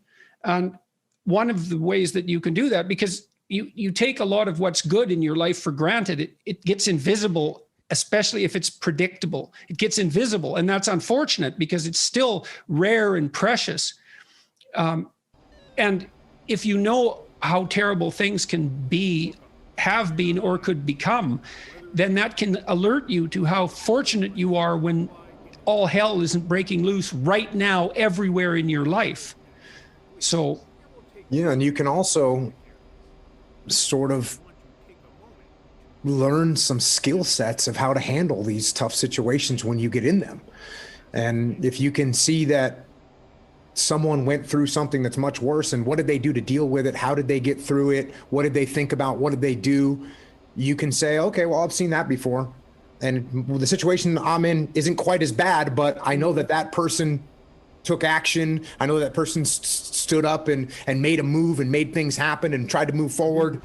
And maybe that's what I should do too. So you can definitely garner some skills from the past.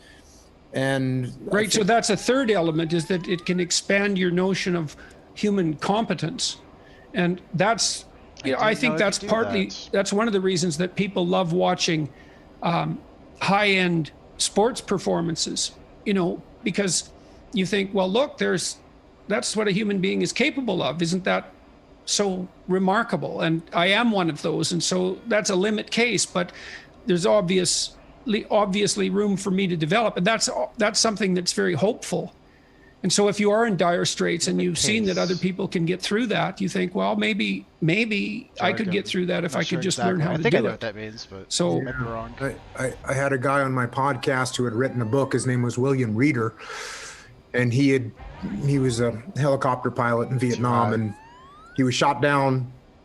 Well, he shot down 2 times. The first time he was shot down, he was able to make it back to friendly lines. The second time he was shot down, he was captured, and he was captured in South Vietnam, which is actually worse. You didn't want to get captured in South Vietnam because then they had to get you to North Vietnam to the prison, and getting to North Vietnam while you're patrolling through the jungle for months on end is not a good thing. And at one point, he's in a 2-foot tall bamboo cage in the jungle, and his legs are shackled, and it's nighttime, and he's trying to sleep, but he's having trouble sleeping because the rats are gnawing at the wounds on his legs. And so, knowing that someone could suffer through that and survive and get through and make it out the other side and then carry on with a completely productive life tells me that we are pretty resilient as a species if we can dig deep and find that resiliency. Yes, well, that's exactly the kind of story that also makes you much appreciative of the fact that you have a bed in an air-conditioned room that in a house in a town that's not burning to the ground with rioters, and you have that every night. And so you take it for granted, but it's still worth noting that it's a kind of miracle compared to all the alternatives that might manifest themselves. Yeah, I think people appreciate that. I think people, look, how many movies have been made about war? Countless movies have been made about war. Countless books have been written about war. So human beings definitely have some sort of I don't know if it's a fascination or at least an appreciation for the sacrifice and the effort that goes into fighting a war. And I will tell you, and I can't speak for everybody, but certainly me and many of the kids I grew up with, and then many of the people that I served with, that's what we wanted to do. I had some kind of an instinct. That's such a great thing for you to be able to say, because I remember watching this kid once. I saw him in Montreal, and he was standing. He's a big kid, about 6'5", I would think, and he was wearing these punk boots that were like military knockoffs, essentially. And he was standing there. He's about 17 or 18, and he's standing there on the corner of this outdoor shopping mall carrying these 2 pink shopping bags and looking completely out of place. And I thought, if you went there and offered that kid a chance to go off and have an adventure, to have a battle, he'd drop those shopping bags and be gone in 2 seconds, because he wants something more than he's not built for that. It was so incongruous, he wasn't built for that. And William James, the American philosopher, said that we needed a moral equivalent to war, because war calls people to extremes, right? To the extremes in their life. And there's something about that was obviously compelling, as you say. It's uncomfortable as well to state that blatantly, because obviously peace is a desirable condition. But the question is then, well, how do you put sufficient adventure into the peace? And that's a very, very complicated problem. Yeah, it's very true in the fact that in war, I was lucky enough to go, and I was lucky enough to serve in combat and to be in a position of leadership in combat. And in those situations, I was able to witness with my own eyes, on the one hand, the most heinous cockpit is and clickable. despicable acts that human beings can partake in. And I was also able to witness with my own 2 eyes these soldiers, Marines, the guys that were in my task unit making the most incredible sacrifices for their friends. So yes, there is an extreme to war. And like you said, it's not something you wish on anybody. And I had this conversation with Sam Harris a while ago because he called me out and said, you're talking about how hard war is and it's terrible, but at the same time, you say it's the best thing that you have been through. And I asked him if he'd ever known anyone that had cancer and survived it. And oftentimes those people will say, cockpit. I can't figure it's out the best thing that happened to me. I wouldn't wish it on anybody, but I'm glad it happened to me. And that's kind of how I feel about war too. I wouldn't wish war on anybody, but I wouldn't trade it for anything. So when you look, it's not war. It's the experience. When you look back on your involvement in the war in Iraq and your country's involvement, how do you make sense out of it morally? I mean, we're in that domain right now. You tell me already that you're pulled between these extreme views. You don't wish war on anyone. Do you have a son? Yes. How old is he? 18. So then you think exactly the right age for this conversation. I presume, but perhaps I wouldn't deign to presume. If you could have what you wanted for him, would that be peace? Of course. Okay. Well, right. Why? Okay. So let's talk through that a little bit. Of course. But. Well, right, exactly. Well, the other thing that you do, as far as, please correct me if I get any of this wrong, but I mean, part of what you're also offering to people is the call of a kind of radical discipline. Right now, you post on Instagram the times you wake up in the morning. That's just correct. Nonsense. Yes. 4:30. Discipline. Something like that, and pretty regularly. What makes him interesting. And I guess you do that to show people that you can get the hell out of bed at 4:30 and get your day going.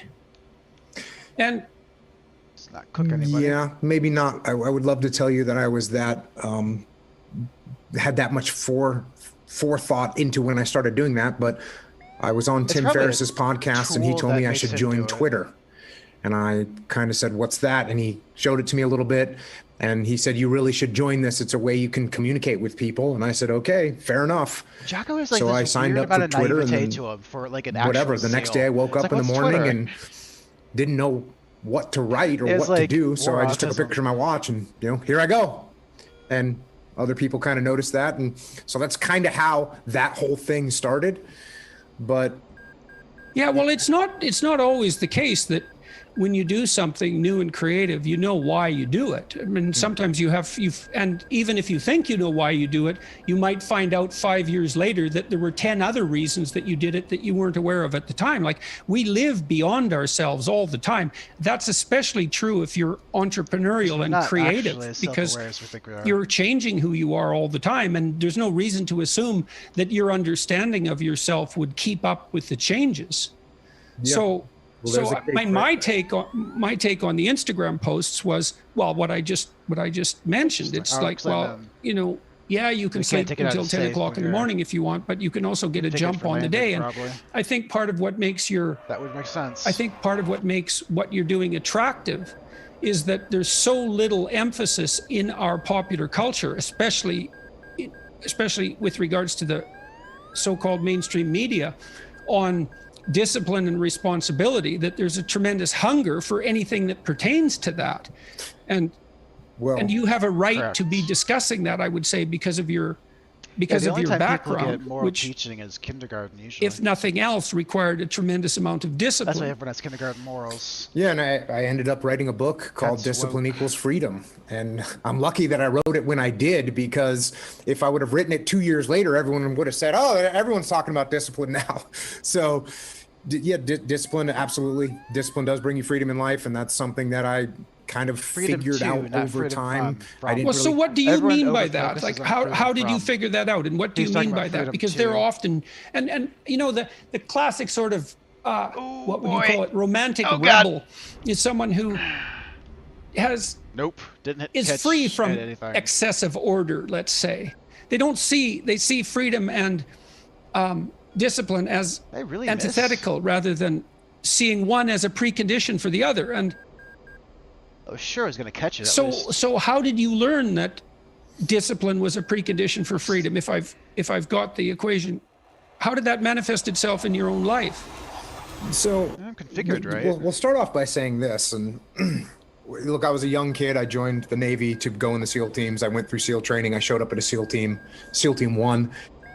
And when I got there, and as I look back, this is a very powerful thing, even though it's very simple.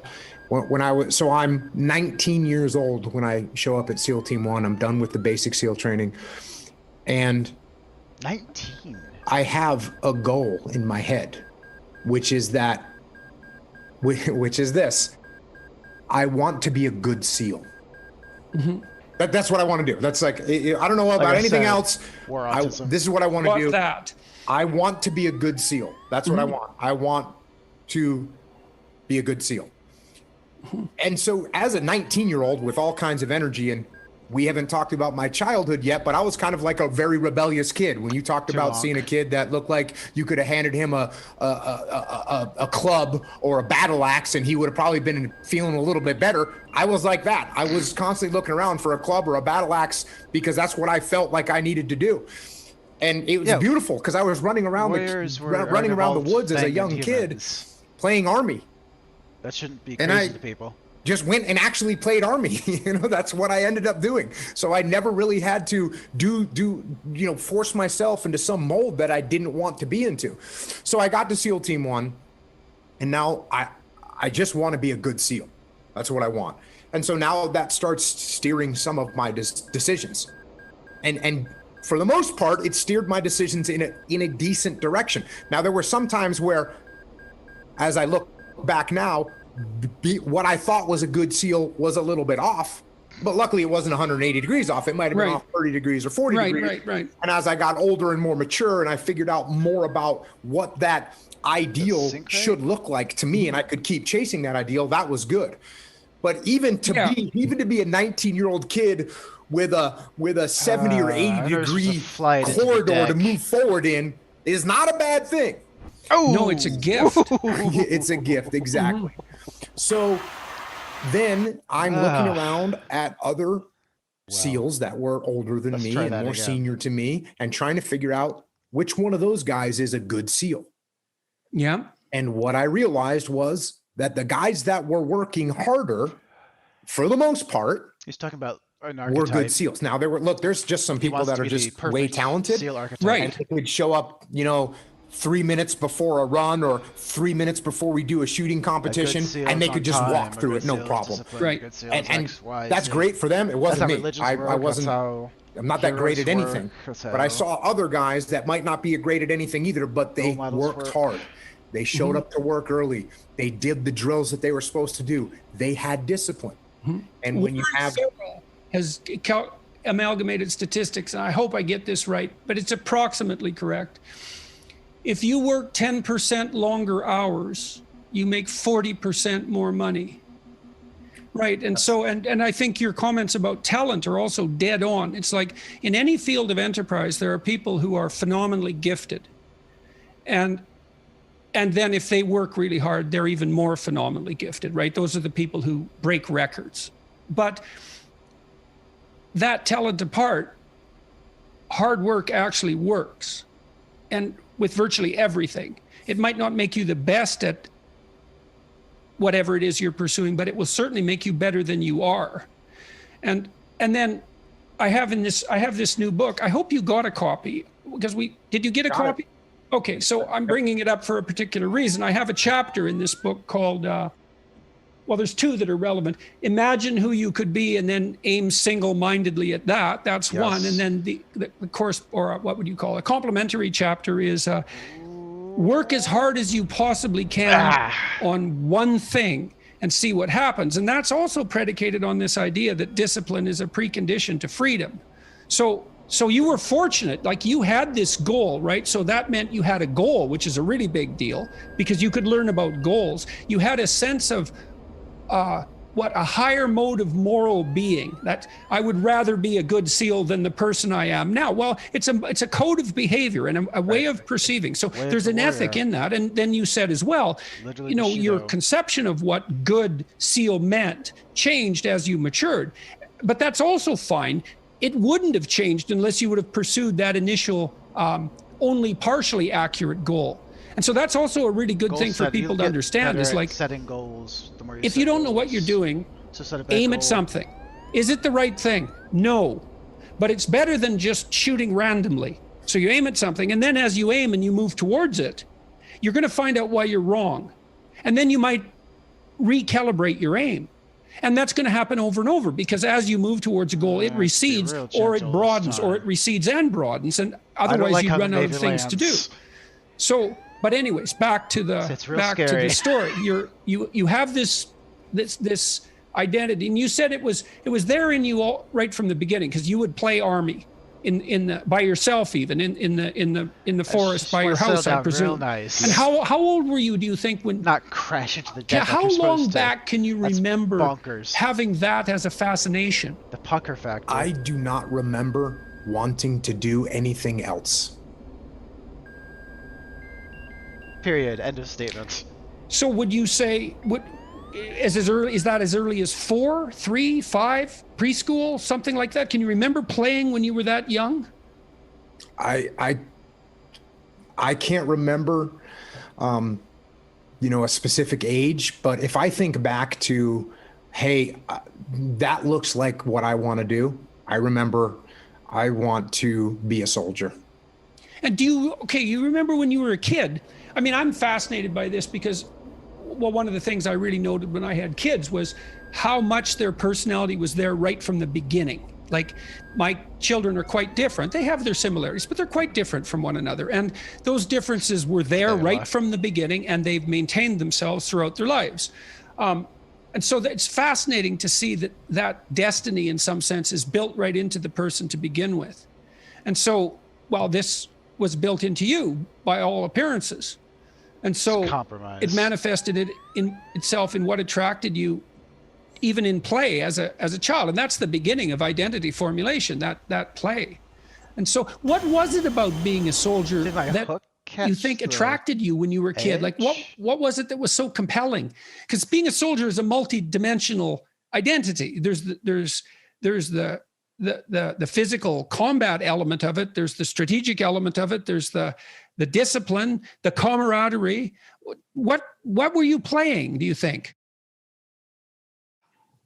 I got asked this. I was talking to some folks at the Special Operations Command the other day, and they asked me, they set me up with this kind of beautiful possibility or opportunity for me to give some kind of an incredibly beautiful answer to this very question, and there was something along the lines of, at what point did the opportunity to serve and sacrifice for your country reveal itself to you? Something along those lines. Mm-hmm. And all I'm thinking about is when I'm 8 years old, 12 years old, 15 years old, I want a machine gun and I want to go fight a war. That's what I want to do. I would love to tell you that I read some heroic book. I read the Odyssey and realized that I don't need to read any of that stuff. Well, that wouldn't be relevant when you were 8 anyways, right? I mean, that's why I'm curious about what it was so early, And so for you, it had something to do with weaponry, apparently. I got to tell you a story about my father, his fixation on guns. And tell me if this produces any echoes. Before you go, yep. Weaponry was like, for sure, that's fine, but it could be a club. I wasn't a kid that was obsessed with guns. Okay. It was, and maybe it was just, we're going to get out and run around with sticks and try and hit each other or get into rock fights. Mm-hmm. Did you ever have rock fights when you were a kid? Well, we had ice fights because it was northern Alberta, but also dirt lump fights. And now and then those would have rocks. And I can remember dirt clods. It was usually the Protestant kids against the Catholic kids. I mean, there wasn't that much of a division between those two in our town, but the Catholic kids had their junior high and high school, and we had ours. And so our gangs were separate. And so we would have dirt lump fights in the vacant lots where buildings were being constructed. And those were extremely exciting. You know, now and then you'd take a dirt lump rock in the mouth, and that was a little bit on the painful side. But there's no doubt that it was extremely exciting. And so, and then I cut you off about your dad and the gun. Oh, well, my dad told me something, and then this might be more relevant to guns, but my dad collects single shot rifles. Ooh, and he has a lot of them, like hundreds of them. And he's a gunsmith and makes stocks and hand carves them. And anyways, he's an artisan in that regard. And it's a real focal obsession. He's a great shot. He shot at the provincial level, which would be the state level in the US. But it was single shots, and he hunted. And so we grew up on moose meat and elk meat. And he brought elk into northern Alberta as part of a repopulation attempt. Anyways, I could never understand his fascination with guns. Because it was really a deep fascination. So it was something that elicited my curiosity. And at one point I realized that guns are cool, man. He only hunted with single shots. So he had one shot at whatever he was hunting. So it had to be a good shot. And so he was pushing himself. And then I realized, well, he was really obsessed with hitting the target, taking aim and hitting the target. And it was about that time I learned that the Greek word for sin, hamartia, meant to miss the target. So there's this tight alignment between taking careful aim at the center of something precisely and then bringing yourself into alignment so that you would hit that target. There's a deep morality in that. It's a morality of hunting. It might be a morality of combat. And it's really deeply embedded inside of people. And that was what had my father in its grip. And so I was wondering if the automatic interest that even the club elicited in you had something to do with that seeking, that hunting, that target seeking, or if perhaps I'm barking up the wrong tree. I would say no. Well, when you were talking about getting hit in the head with a dirt clump, and whether you get hit or not, when you get done with that situation, you are in an elevated state of mind because that was dangerous and it was a very high level competition. Because even when you're throwing a baseball or kicking a soccer ball around, there's no real danger in that situation. But when someone's hucking dirt clumps at your head, you get a legitimate rush from that. And it feels good. And it's exhilarating. One of the most fun, there's no doubt that it's exhilarating. One of the most fun days I ever had as a child, this was less dangerous. I lived next door to a policeman, an RCMP officer. And we went out one day, I was probably about 8, into my neighbor's backyard, and she had green tomatoes everywhere, far more than she was ever going to eat. And we had a green tomato war for like an hour and a half. And he was moving them at a pretty good velocity. So if they caught you, especially in the head, you kind of remembered it. But it was exhilarating, and it was really fun to engage in that with him. And I really do remember that. And I do remember those. I hadn't until today, but I do remember those dirt lump wars. And there is an exhilaration in pushing yourself like that. Yeah. So, and I don't want to give the impression that I was, running around with camouflage paint going to high school, or I was, I was doing a bunch of other stuff too. I played soccer, I played basketball. We had, a bunch of different bands. We'd play music. I played bass in a band. I sang in a band. I played guitar. We did all kinds of other stuff, but I was always kind of just in the back of my mind, sort of wanted to do that job. All right. So you went to the SEALs. Mm-hmm. And tell us about that a bit. Well, it's almost impossible to get in. It was awesome. This guy. You're making more money than you could ever figure out to do with, I'm 19 years old and I am the richest person that's ever existed in my mind, because I'm making whatever it is, however many $1,000 every 2 weeks. And, my expenses were nothing. And so you're just totally stoked. You got a great job. You're working out, you're shooting machine guns, you're blowing things up, you're hanging out with a bunch of other guys that like to blow things up, and you can fight each other at the drop of a hat. And then you get done with a fight and you shake hands, and then you go eat a steak. And so you're just in this environment, and it's perfect. It's freaking awesome. So what was it like? It was awesome. That's what it was like. It was summer camp with casualties. It's funny, you read accounts of the Navy SEALs, and I've never read it as enthusiastic an account as that account right there. And so then, what happened after you were done your Naval SEAL training? What direction did your military career take? Yeah, so I got done with SEAL training. I went to SEAL Team 1. It was 1991. I just missed the first Gulf War. I was all brokenhearted about that because this war had happened and I didn't know when another one was going to happen. And so what do you do is you train, and we trained a bunch. I did a bunch of SEAL platoons, which is you form up with a group of guys, you do a training cycle together as a platoon, and then you go on deployment overseas. And when there's no war going on, you go to other countries and you work with foreign nationals and you train them on the skill sets that we have and learn some stuff from them. And then you come back and you do it again. And then eventually from there, I went into where I became a trainer at SEAL Team 1, and taught the tactics to the SEAL platoons that were now training to go on deployment. And I did that for a couple of years. And then I got picked up for a commissioning program and became an officer in the SEAL teams, which moved me up into a leadership position. And then I did a couple deployments as a young SEAL leader. Then I had to go to college. The Navy sent me to college because in order to be an officer in the Navy, you have to go to college, and I hadn't been to college. Where'd you go? I went to the University of San Diego. You went to the University of San Diego. What did you take there? I was an English major. This is why America wins wars, by the way. All right. So you finished college, and then what happened? You're not going to ask me why I was an English major? Why were you an English major?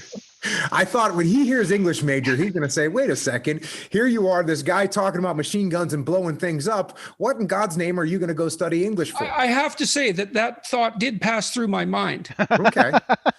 Why was I an English major?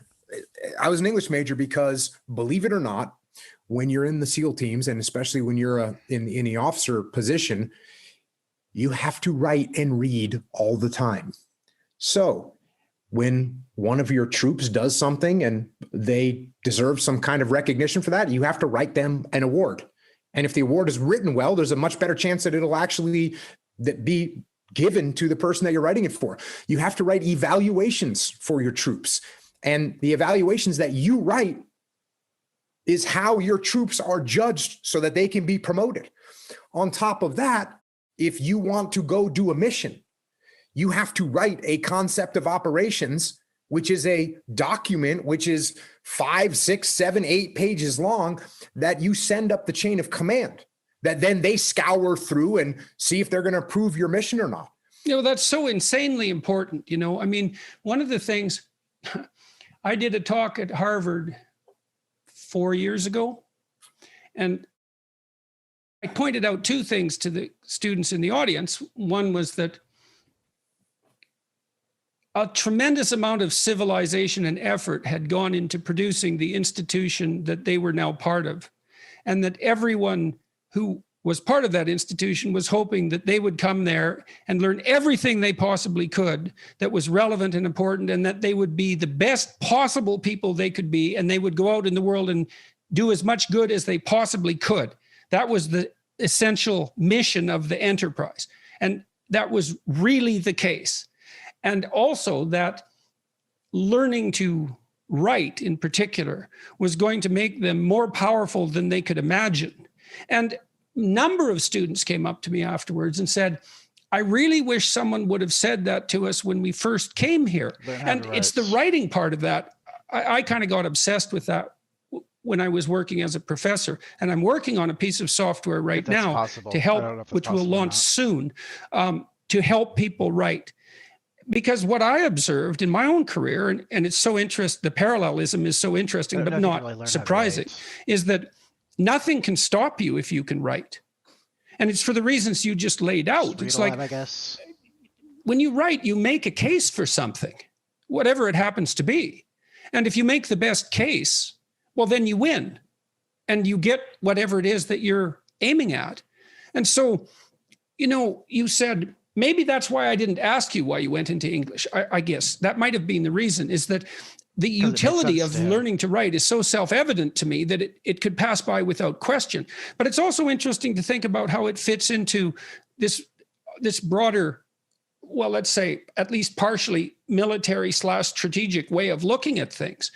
You described the intense relationship between marshaling your arguments properly, getting everything in order on the page, and making strategic progress truly in the military sense, that those things are tied together very, very precisely. And it's obviously your ability to communicate as well. That's, well, look what it's done. You have your podcast, you have your YouTube channel, you have your books, which many of which you self-published. So that ability to communicate I just can't understand why it's not presented, especially, not entirely, but especially to adventurous, well, let's say young men. We could say young people. You're adventurous, you want to make a mark, is you bloody well better learn how to write.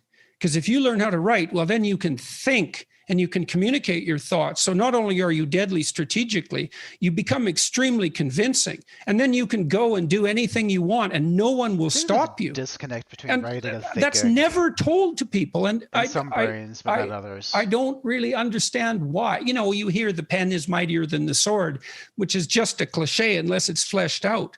But the reason, you laid out the reasons perfectly. Yeah. You have to communicate what happened as well as having it had it happen. Right. So that's what you already connected the dots, but obviously not only am I having to write and present my argument, I'm also having orders being issued to me, which are written. I'm sure you've heard the term rules of engagement. Well, rules of engagement is a 12-page document that is in a bunch of legalese.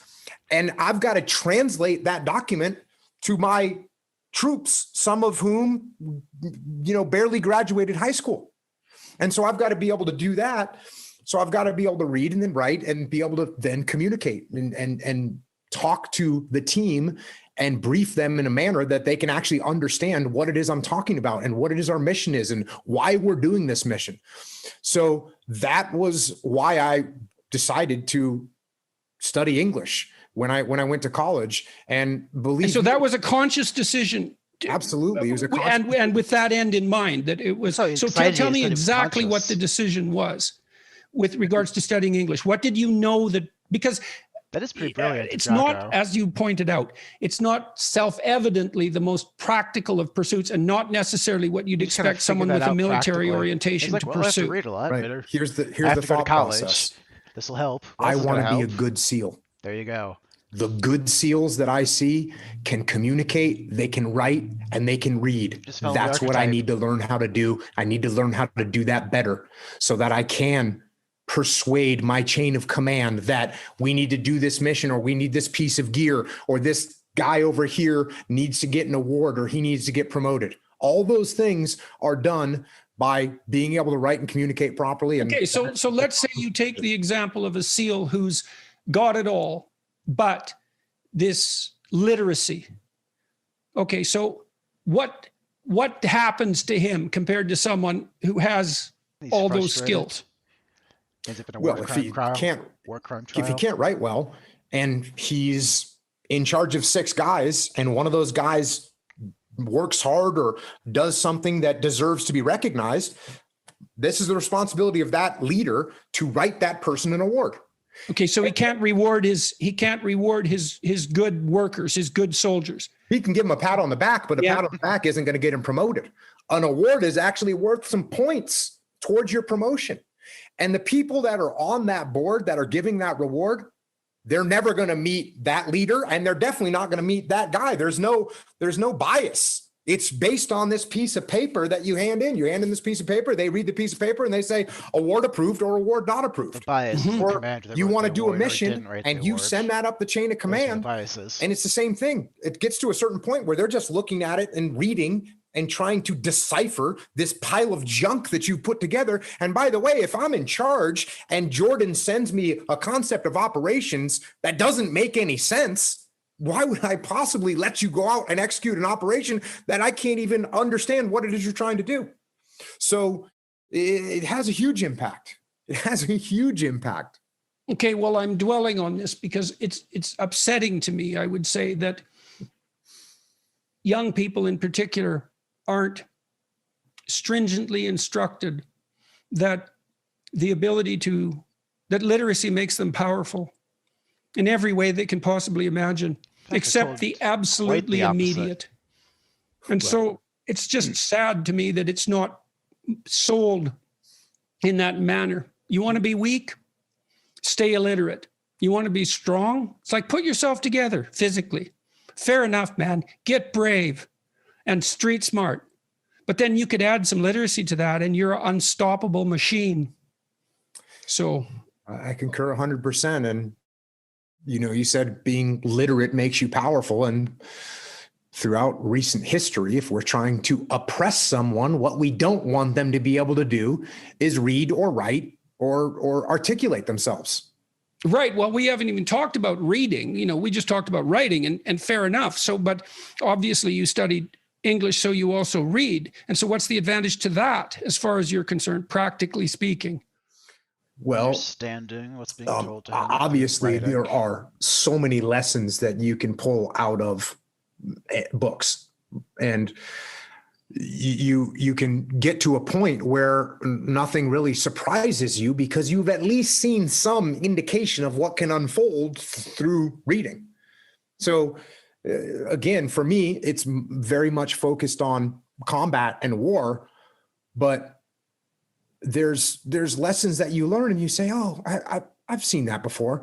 There's a book. It is a book called About Face, which I think the last time you and I talked, I think you were writing the foreword for the Gulag, and I was about to write the foreword to, I don't know if that's your favorite book, but I was lucky enough to be able to write the foreword for my favorite book, which was re-released because I was talking about it all the time. And the book is called About Face. And it's about a guy that was in the Korean War and then he was in the Vietnam War, and his name is Colonel David Hackworth. But I would read that book. That's something when I was on deployment. I would open up that book anywhere and I would read 2 pages or 3 pages before I'd go to bed if I was in my bed that night. And there were so many lessons that correlated to what I was actually going through. And a real obvious example was when he was in Vietnam, he's working with the South Vietnamese soldiers and therefore by proxy, the South Vietnamese government. And guess what?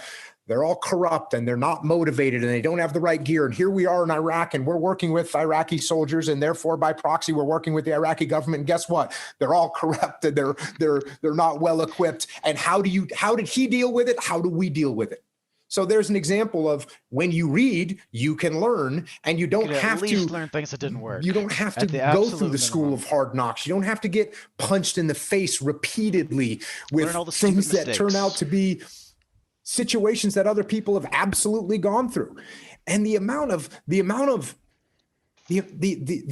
level of capability increases so much by seeing something one single time. Well, if I see something one time, I'm infinitely better than if I'd never seen it before. So if it's like those little puzzles, they give you a little puzzle, some kind of a mind bender, right?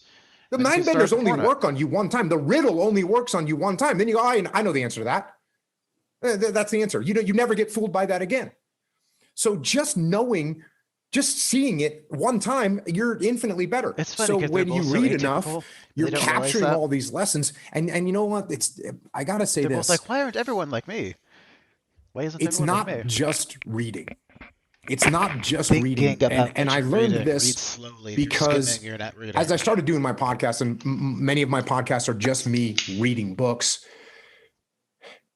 I realized how to read more intently, even more intently than I did when I was going to college and I was going to be, writing a paper about a book. And so I'd read it in a certain way. You don't read audiobooks. Even that reading was a little bit detached, because you're looking for a theme or you're looking for character development or what have you.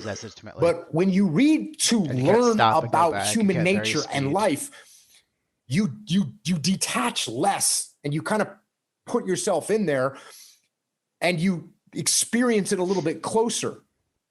And then when you take a step back, you go, oh yeah, I know what he was thinking right there because I was right there with him.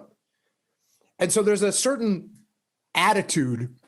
You kind of have to put yourself into the work and really read it with that kind of intensity, if for lack of a better word. Is it possible for a human being to read intensely? Absolutely. I guess so, because that's what I try and do. That's no different than acting intensely or playing intensely. Of course, you want to put the book on. You want to become that person. And that can rattle you up, man. Especially if the person is thinking all sorts of things that you've never thought. So Jordan Peterson's problem is that I think too young and maybe with some psychedelic influence, he read a lot about World War II and probably particularly Hitler and saw a lot of similarities and doesn't realize why those similarities are there and why he would never actually be Hitler. So he has this idea of himself as capable of far more evil than he actually is, which underpins a ton of his mental illness. Probably. He always looks like he's like holding back hell by the whatever skin of his teeth. That doesn't make sense. You understand what I mean though. He looks like he's personally responsible for keeping the devil from entering the world or something. Like he's playing Oblivion IRL. But he isn't. He's not megalomania. Otherwise, he's probably one of the most intelligent people in the world. And the problem with that is that you think you're responsible for everything, but you're not. Because he's still just a talking ape wearing weird clothes. I mean, I love reading for that reason. I could pick my peers too, which I really love. It's like, well, I have these people around me, but then there's these people who've lived before me and in different places, and I can set them up on my shelf. I can enter into their world and I can benefit from everything they've thought and saturate myself with that person. And it's very disruptive, especially if the person that you're reading has a mind that's more powerful and more well-developed than your own. I mean, Friedrich Nietzsche spun me around for about 3 years. See what I mean? Because the only people he how do I explain this? He's looking at like the people at the very tail end of the distribution as being representative of the middle part of the distribution, and he does that with good and evil, and then he like internalizes that. So when he talks about like being a monster and stuff like this, it's right, but the degree of monster he has in his head is far more monstrous than what is actually in his head. It's a great idea though, very, very useful. But the problem for him is that it is slightly destroying him. Hence all the pill issues. And I was reading Jung at the same time. And it probably must be just like impossible to integrate like how much like obvious good he's doing in the world with how he like fears he could be. Like that must just be in his mind all the time. So what he needs to do is remember that he is a tailless ape. Intensely, and the same thing, it was very disruptive, but unbelievably useful to try on other people like that. And you get the benefit of their entire life distilled into their the benefit of what they wrote in a book. People take books as gospel. They're not. Someone wrote them. Usually a bad person. Book. You know, it's 30 years of work. I read this one book called The Neuropsychology of Anxiety, which it's a great scientific work. I think it's the greatest neuropsychological work of the last 50 years. It's one book called The Neuropsychology of Anxiety, which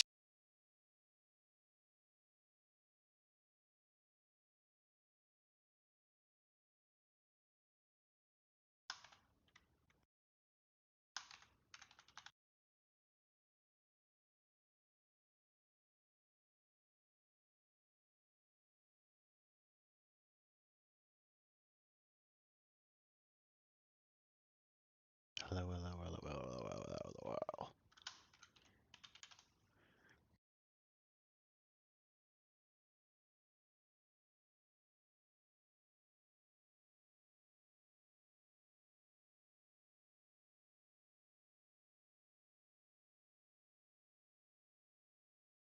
Nope. Well, I probably shouldn't pirate on live stream. I mean, that was a joke and a bit. it's a great scientific work. I think it's the greatest neuropsychological work of the last 50 years. It's a very hard book. I think it has 1,800 references, something like that. And this guy, Jeffrey Gray, he actually read all those references and he understood them. And so dense, it took not me hard. 6 months to read the book. Information dense. But I got an entire education out of it. I got to experience in 6 months what it took him 30 years to learn. Like, what a gift that is. It's unbelievable. Awesome. I was listening to an interview with Gary Kasparov, I think you said, Russian. He was a chess world champion for 20 years, something like this. He does and not like Jews. They asked him, and the interviewer didn't ask him directly if he could beat this young guy named Magnus Carlsen, who's the current kind of prodigy of chess. He's just phenomenal and the highest chess rating ever, et cetera, et cetera. Who was it? And he didn't get asked directly if he could beat him, but it was definitely implied, if I remember the interview correctly. And what was very interesting to me, Gary Kasparov, there was two things that I found interesting. Number one was he said, he's younger than me. I don't do names. And he didn't mean that and like that was an advantage for Gary. He meant it, he's younger than me, so he has an advantage. Magnus has an advantage because he's younger. And I kind of thought to myself, well, that's kind of weird because this isn't a wrestling match. This isn't a jiu-jitsu match. Why would that help? Here's what would help.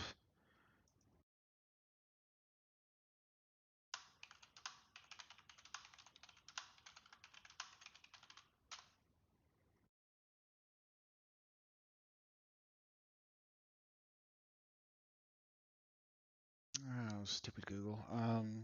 Oh, stupid me for not using Google, right?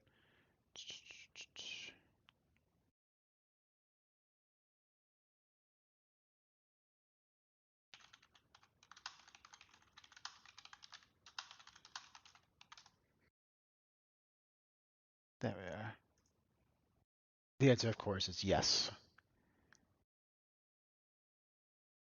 So, because of how the brain works, basically, you're with math and stuff like that, where it's just an IQ thing.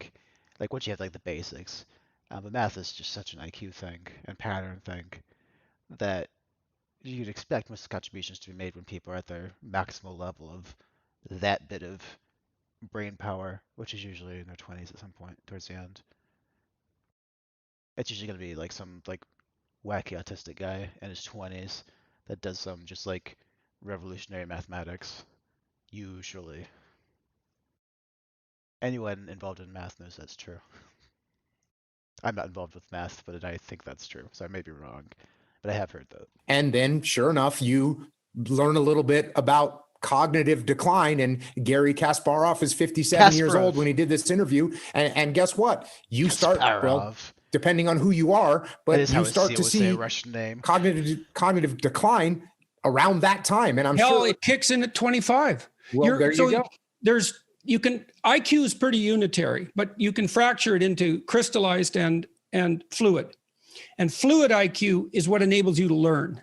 and it declines from 25 onward. Crystallized intelligence continues to grow, but you can fight it, roughly speaking, because it's partly dependent on such things as vocabulary, which you can learn and which accumulate. But interestingly enough, you know, you were talking about physically, the best way to stave off cognitive decline is not cognitive activity. It's exercise. Mind, body, weightlifting and cardiovascular exercise it's by far the most potent means of staving off cognitive decline. Yeah. So Kasparov would have the advantage in terms of experience, but the younger guy would have the edge on sheer raw brain power. That's what I thought too. But guess what? It's wrong. And it's wrong for the exact reason that you just said.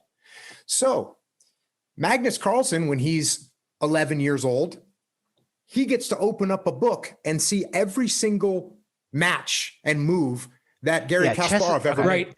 So chess is a special case because at low level chess is about IQ basically, and just your spatial intelligence, if you want to think of it in those terms.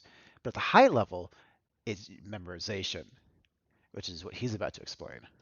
Because that's what they do. They document that stuff. Of course. They video it. And so what he got to do was what you got to do. You got to learn a person's 30 years experience in 6 months. Well, this young kid, so this, where it might have taken Gary Kasparov. If you want to be a chess grandmaster, you want to have, what's the term for that? Whatever perfect recall is. Like when you just see something once, do you remember it like in a snapshot? What's the term for that? You know what I'm talking about. But anyway, you want that because that's what high level chess is. Otherwise known as not fun chess. You're just competing computers, basically.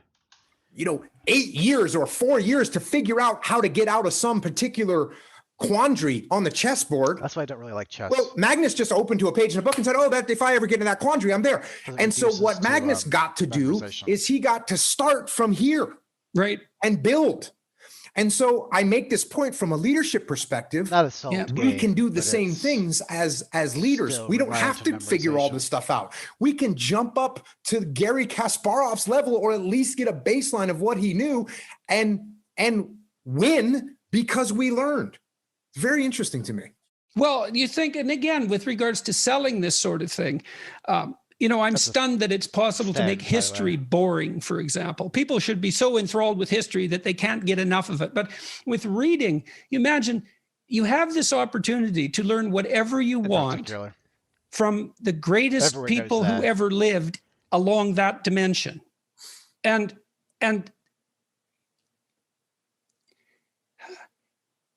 well, it's stunning to me that is a hard sell. Crying on the street. It's mysterious that it isn't something that everyone is just clamoring for. I mean, that to me, that points to a devastating failure, inadequacy of the education system. Yeah, because the education system is made for making dummy dum-dums for the dummy dum-dum armies of the 18th century and the dummy dum-dum factories of the 18th century. Because we still follow more or less the Prussian model of education. And as we all know, the Prussians are a military with a state, so maybe we shouldn't follow that model, huh?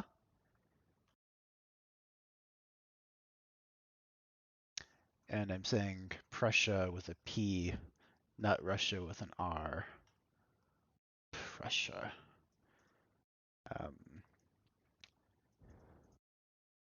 Basically, northern bits of Germany. Prussia was the state that formed the German Empire after the Franco-Prussian War. The German Empire was actually proclaimed in France, which is hilarious. A mysterious inadequacy. Yeah, I think maybe the transaction isn't always clear for people. I always talk about, well, if you're going to sell somebody a book, if I'm going to sell you a book, Jordan, you've got to give me $20 and 8 hours of your time. right? That's what you're going to give me. You're going to give me $20 and you're going to give me 8 hours of time, which you would probably, have other things that you might need to do. And the transaction's not always clear of what you're going to get out of that, especially when, look, you can spend a lot of time reading books and not get as much as you might want. You might not get your $20 worth out of a book. So you have to be somewhat selective. Now, luckily, it's not even that hard to figure out which books to read because there's so many reviews and history about where these books came from and the productivity that they resulted in. So, but I think it's hard sometimes for. I love how he thinks about this. Look, I can only speak for myself. It's completely when I was younger. That is true and correct. It was really hard for me to figure out that transaction. Fair enough. Like I had a librarian when I was 13 who told me what to read. Which is what a teacher should do, right? Yeah. There's nothing a teacher can do for you that's better than say, well, here's 10 books that will change you completely, and who actually knows that to be the case. And one of the things I'd really like to do, I've toyed with... not the Western canon thing or the great books. Well, with the whole concept of online education, one thing I'd really like to do is to divide up the variety of domains of learning and identify the top 10 books in each domain. So to ask an expert, it's like, well, you're a historian, you're a great historian. What 10 books are crucial? And I have a list on my website, a list of recommended books. There's about 100 of them that have been instrumental for me. And lots of people have used that list to purchase books. So that's been really good. But I'd really like to extend it and expand it. I have the same thing on my website. It's just the books from the podcast and same thing. All kinds of those books get sold and it's beautiful to see. But the people that are checking the website or listening to the podcast, they know that those books have been through a filter. They're there for a reason. They're there because they're going to be worth that transaction.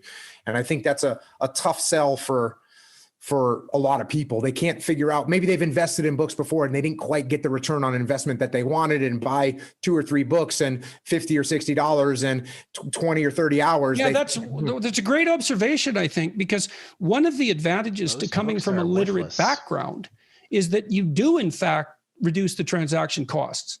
Because there's an infinite number of books. I mean, well, no, there isn't. But as far as we're concerned, there might as well be. And so the question of what to read really is daunting if you don't know anyone who reads.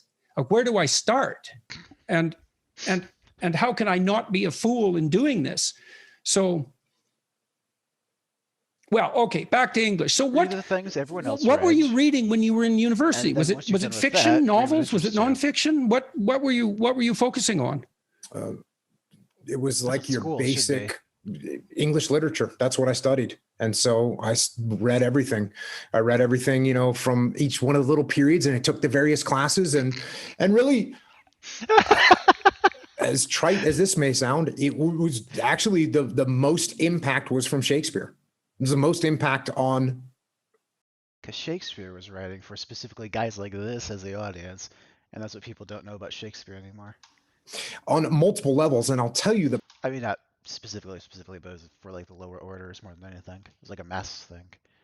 Shakespeare's now, I don't know, it's like it sounds old, so people think that makes it more significant. Because the stories themselves, you read them, it's just like soap opera-y. The primary level, and when I've Romeo and Juliet covered Shakespeare on my podcast, I explain this to people. People think, well, I didn't really understand. I read it, I didn't understand it. And so I start off when I talk about Shakespeare on my podcast, I start off by saying, listen, if you think you're going to just.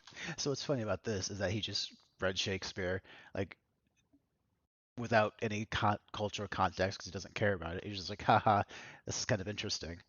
Engaging with it as you're supposed to engage with it as the writer would have intended. Not like is now where it's just all. I hate watching like super serious presentations of Shakespeare because it's just it's just not the spirit. Just pick up Shakespeare, open it up, and read it and understand it. You're not going to, because it's barely written in English. It's barely written in English. It's almost another language, and so you're not going to be able to just pick it up and read through it. It's written in almost other language. So what you have to do is you have to start to interpret it. And so what I realized and that's why people interpret it as so much more, I don't even know what the word was for it. Or I don't know. Like sacred. They treat it like it's sacred, and it's not sacred. It's for what it is. You should appreciate it like more than as a sacred thing, because as a sacred thing is just useless. But as a look at this like chunk of popular culture from the specific time, it's remarkable. But you have to look at it the right way. It's not the Bible, and people read Shakespeare and it's the Bible. With Shakespeare is number one, the weight. They're both equally true, though. Of the words, that these words were so pregnant with meaning that you had to pull those words and parse those words and pull those words apart to see all the depth that each individual word had, and then the way that they're put together. I had to look up some words in the dictionary. And what was great about this was by the time I was back, because then I went right back into the SEAL teams. Guys, you go to Mexico, it blows his mind. And somebody would have a whole new language. They have like words, and you have to like they have meanings. Hand me a rules of engagement document, and that was written by some lawyer in Washington. I love you, Jacko. I'm joking. Washington, D.C. And I'd pull it out and say, wait a second, this word, I don't know what this word means. So let's pull this word out. Let's see what this actual definition of this particular word is and how that changes my viewpoint of these rules of engagement. And how can I translate that for my troops so that they actually know what to do? So that part for me was from a reading perspective, starting to read Shakespeare and saying, oh, okay, you're not going to understand this. And if you don't understand something, that's okay. You pull out the Oxford English Dictionary and you look it up. And then you not just find out what the meaning of the word is, but what's the root word and where does it come from and what kind of depth and what kind of and that's really that's unbelievably useful to discover the connotation of words. And the Oxford English Dictionary is particularly good for that, because you discover things that you'd never guess by looking at how the word developed. I mentioned the word hamartia, like the fact that the word for sin was derived from an archery concept was revelatory to me. It's like, that's so cool. It ties this moral concept, abstract philosophy, back down to something as primordial as weaponry and hunting. And just the fact that that's the metaphor is absolutely fascinating. And then there's the overlap in meaning that I already referred to. And virtually every word is like that, because a word is an ancient artifact. It's like an animal in some sense. It has an evolutionary history and it transforms across time. And each word it carries the echoes of its past with it too, because each word attracts other words in a particular unique way. So it kind of lives in a word ecosystem as well. And the ecosystem contains information about the history of that word. And you think, well, why is that important? It's like, well, hey, guess what? You think in words, you talk in words. You have all these archaic, these archaic entities, these words, these living entities that you use. It's like the more you know about them, the more you know about you, the more you know about other people. And the better you are at formulating and communicating your ideas. There's nothing lost in that kind of investigation.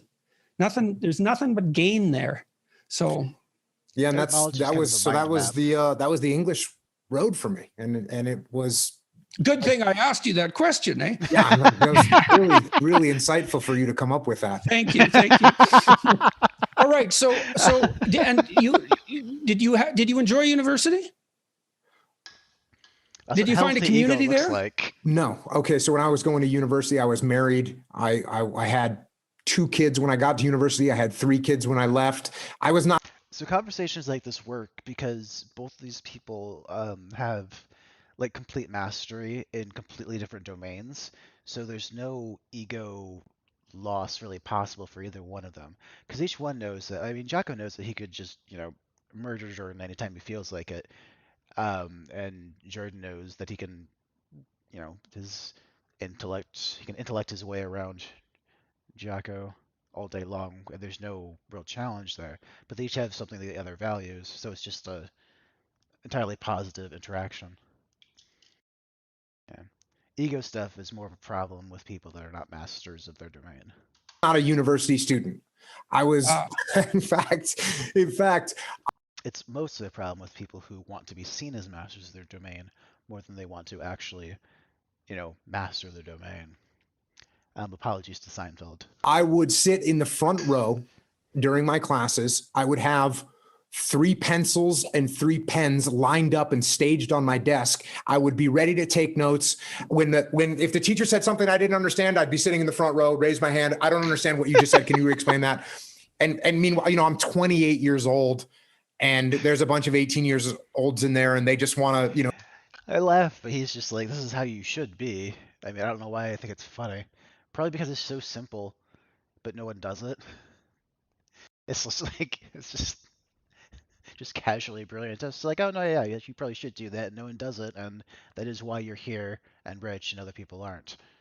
Go out and hang out with their friends, and I'm in there to. I'd love to really come off sounding good and tell you that I was there to learn, but I was there to get A's, which meant I did have to learn. To achieve. So I went at it as a competition. He is a type A, so he's had all the A's he needs. And I was competing not with the other students. I was competing with the teachers because I'm a little bit crazy sometimes. I would want to make sure that they couldn't ask me a question on their test that I didn't know the answer to. So that's what I did. And so did I have fun? Maybe not. And one thing, when I got back to the SEAL teams, what I told he did have the guys, that was I'd say, you know what I learned in college? And they'd say, what? And I said, I learned never, ever, ever, ever get out of the teams ever. Never get out of the teams, the SEAL teams. Never get out of the teams. Okay. Well, I taught older students in Boston and undergraduates, and the undergraduates, especially in Boston, but also at the University of Toronto, were very, very bright and generally very hardworking. The older students were generally not as highly selected, but man, they were committed. And most of them had jobs that they weren't thrilled with, let's say, and had a hunger for what education could bring them that the younger people lacked.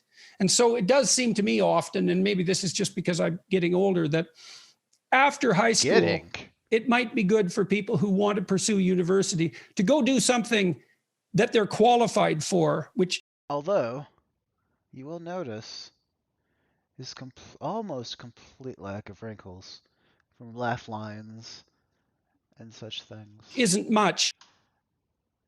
Notice the pattern yet? At that point for a year or two, so that when they do go to college or university, they understand just exactly what they're being offered. Yeah, but I couldn't agree more. Working in the regular world will definitely make you appreciate the Jacko's what, like 40, 50, something like that? Opportunities that you may have if you go and learn more in the world. All right, so you came out of university, you had 3 kids, you were married. What happens next? Go back to the SEAL teams and go through the rest of my career. Showed up at a SEAL team. September 11th had happened, so I show up at a SEAL team. I become a platoon commander at a SEAL team, and then go on deployment. I get done with that deployment. That deployment was primarily to Baghdad, although we worked kind of all over Iraq. Got done with that deployment. I went and became the aide de camp for the admiral that was in charge of all the SEALs at that point in time. And so that was sort of well, not even sort of, it was a very administrative job, but it was also a huge opportunity for me to get to see the SEAL community in the most broad way that I could. So I got to learn a lot there. And then I went back to a SEAL team and was now what's called a task unit commander, which is 2 SEAL platoons combined together. And I was in charge of 2 SEAL platoons combined together, which is called a task unit. My task unit was called Task Unit Bruiser. And we deployed to Ramadi, Iraq. And that was in the summer of 2006. Very tough fighting, a very tough battle, and came home from that deployment. Okay, so let me ask you there. So can you describe a typical day or a typical week? Like, what was it like to be there? I'd like all the details. What you get? Tell me what happens when you get up in the morning. What did your day look like? So we're there. We showed up there, and as soon as we got there, and we knew going into it. That question was fantastic because that's just like such a genuine thing. 2000. Like, just tell me everything, because he's like genuinely interested. It's like, I know nothing about this. Tell me everything. I don't know enough to ask a good question. Just start talking. 2005, 2006. If you can remember watching the news in 2005, 2006, just about every day you would see in the news that there was Roadside bomb. 3 soldiers killed in Al-Anbar province, or 5 Marines killed in Al-Anbar province, or 3 Marines wounded in Al-Anbar province. And the capital of Al-Anbar province is the city of Ramadi, and the vast majority of those casualties were happening inside the city of Ramadi. Oh, is that the Sunni Triangle? And we knew that going there.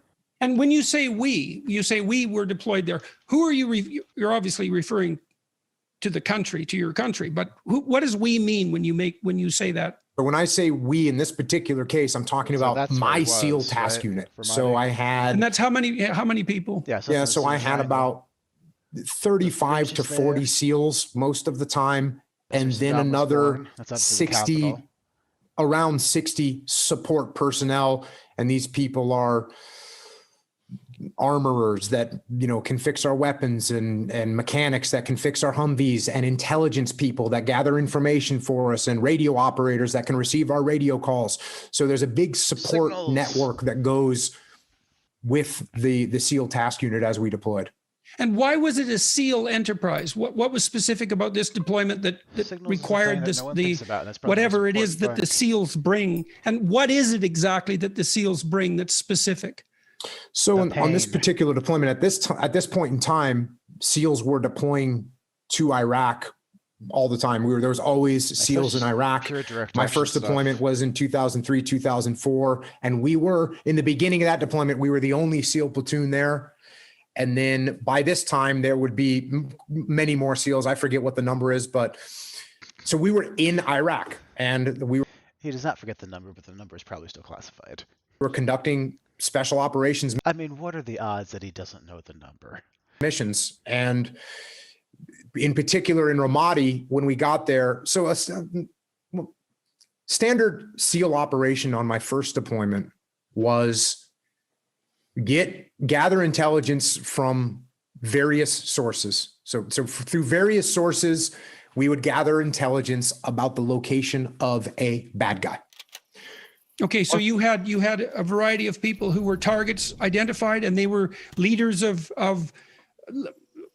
what marked them out as bad? What's a bad guy? What were their characteristics? These are people. Well, we want to talk about their psychological characteristics. No. I mean, you might not be able to do a better job than that. I can tell you what they were doing for that would be interesting.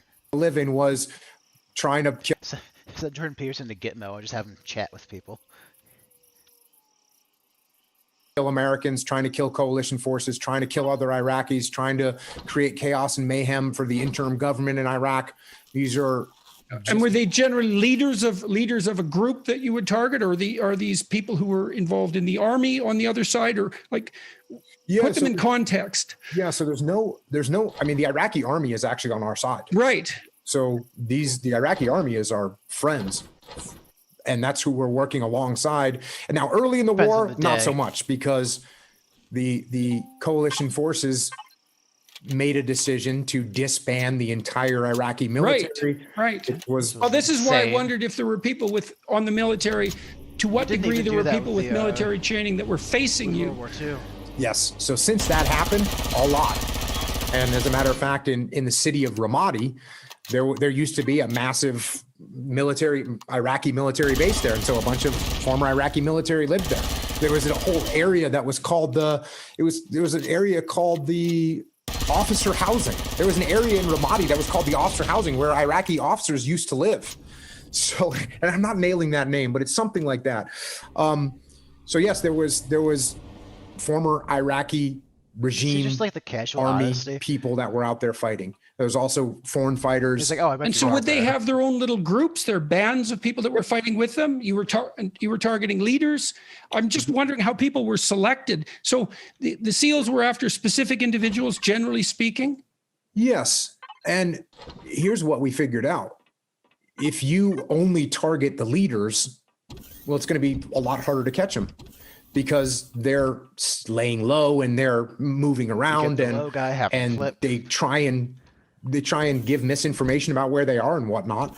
So we'd go out and grab, one of their lieutenants, grab one of their soldiers and find out where the lieutenant is, grab the lieutenant and find out where the leader is. That's how they found the So blood. there would be these cell networks, these little networks, and maybe they're a mortar cell and they're dropping mortars, or they're a roadside bomb cell, and that's what they're doing. And so we would figure out who these bad guys were, and then through these various intelligence sources, we would find out a location. Maybe it was a mid-level guy, maybe it was a high-level guy, maybe it was a low-level guy.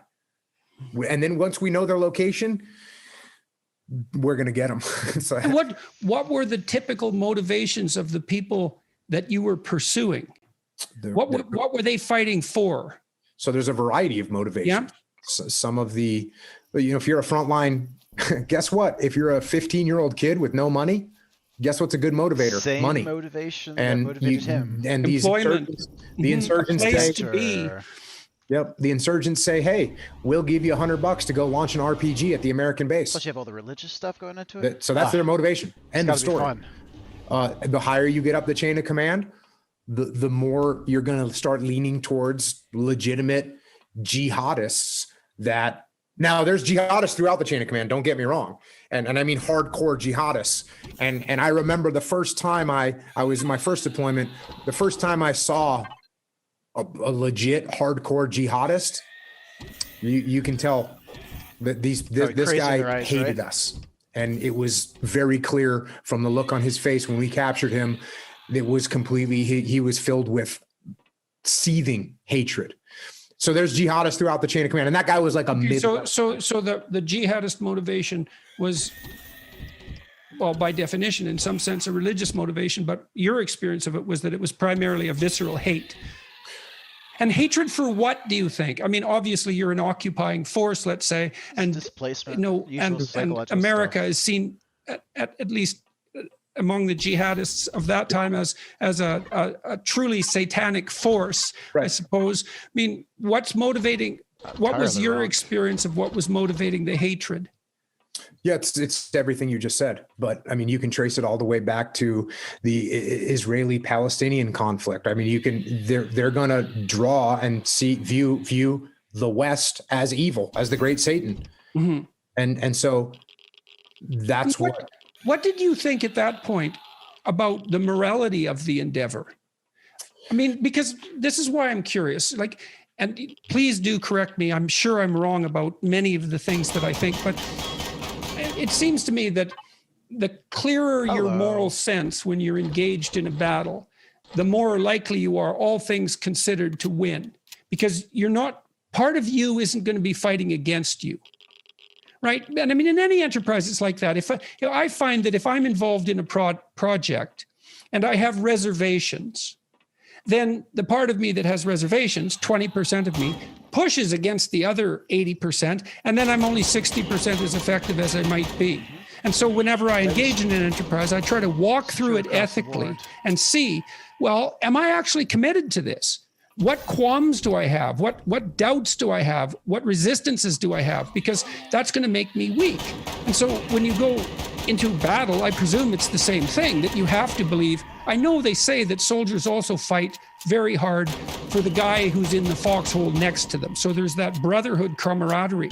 But you go there as a representative of your country as well, your nation, and there has to be that ethical dimension to it. And so how did you guys deal with that?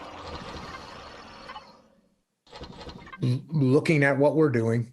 And what's really interesting is, even though when you stare at it from a strategic perspective, when you say, as a Western power, as this country, we're going in here, and we could argue all day long about whether that's a right call or a wrong call, whether that's morally correct or whether it's an immoral move. We could have arguments about that all day. Yes, well, they've been going on for 3,000 years in the Middle East, right? Right. Endless arguments about what's right. And here's what one of the nice benefits of being on the ground is you get to see what's happening, what's actually happening. So good point. What you see in Iraq when you're actually on the ground is for instance, in Ramadi, what we see and what we saw is the Iraqi populace, who are a bunch of normal people that want to carry out their lives and raise their kids and run whatever business they're going to run. That's what they want to do. They actually want life, liberty, and the pursuit of happiness is what they want. That's a normal Iraqi family. When we would go to an Iraqi family's house, that's pretty much what you're dealing with. And amongst those normal people that just want to live their lives in peace, there are insurgents. And the insurgents want power, they want control, and they are willing to do anything to get it. And so when you see fathers beheaded and their heads left in the yard of a family because he had, he was working with a sheikh that had said things against Al-Qaeda. And now this guy is beheaded. There was a guy that was skinned alive. Ooh. There was torture. There was rape. So when you are on the ground and you see this stuff happening and you see the local populace clapping and cheering when you kill insurgents, your strategic vision isn't quite in focus as much as what you're seeing right in front of you with your own two eyes. And so therefore, the 20% of you that might be arguing whether this is right or wrong, when you see families slaughtered, you very quickly tell that 20% of your brain that you need to look at what's happening right here. This is immoral, and we need to do what we can to help these people. And did you feel then and then again now? I mean, it's a quagmire. It's an ethical quagmire, the Middle East. And so it seems in some sense that no matter what you do there, it's wrong. And I'm not trying to convince you of that. Believe me, I'm really curious about this. You felt when you were there that you were on the side that was doing the right things. Do you, and now when you look back, I mean, I don't know what to make of what happened with the US in the Middle East over the last 15 years. I'm just as happy, and perhaps you are as well. There's less engagement in foreign wars now than there was 10 years ago in the US, right? That seems to have receded to some degree. And that perhaps that's a good thing. What do you think about about America's involvement in Iraq? What conclusions have you come to? So you talked about this argument that you're going to have in your own head. Well, you are also going to have that argument on a national level, right? You're going to have a national level argument of whether this is the right thing or the wrong thing to do. So my scale, my measure of this is, if you are going to go to war, do it. If you are going to go to war, otherwise don't. You have to make sure before you go that you have the proper will. The proper will. And there's two types of will that you need to have if you're going to go to war. The first type of will that you need to have if you're going to go to war is you have to have the will to kill. Yes. You have to have the will to kill. And guess what? I am sorry to inform everybody, it is not just the will to kill the enemy. Because when you go to war, war is an imperfect endeavor. And no matter how hard you try to just kill the enemy, you will kill civilians, you will kill women, you will kill children. That is what is going to happen. That is what is going to happen if you go to war. So you have to make sure you have the will to do that. That sometimes you're going to drop a bomb and it's going to land and it's going to kill women and children. That's what's going to happen. And anybody that thinks anything different is naive and ignorant. We seem to let our politicians often convince us that that's possible, but it's not.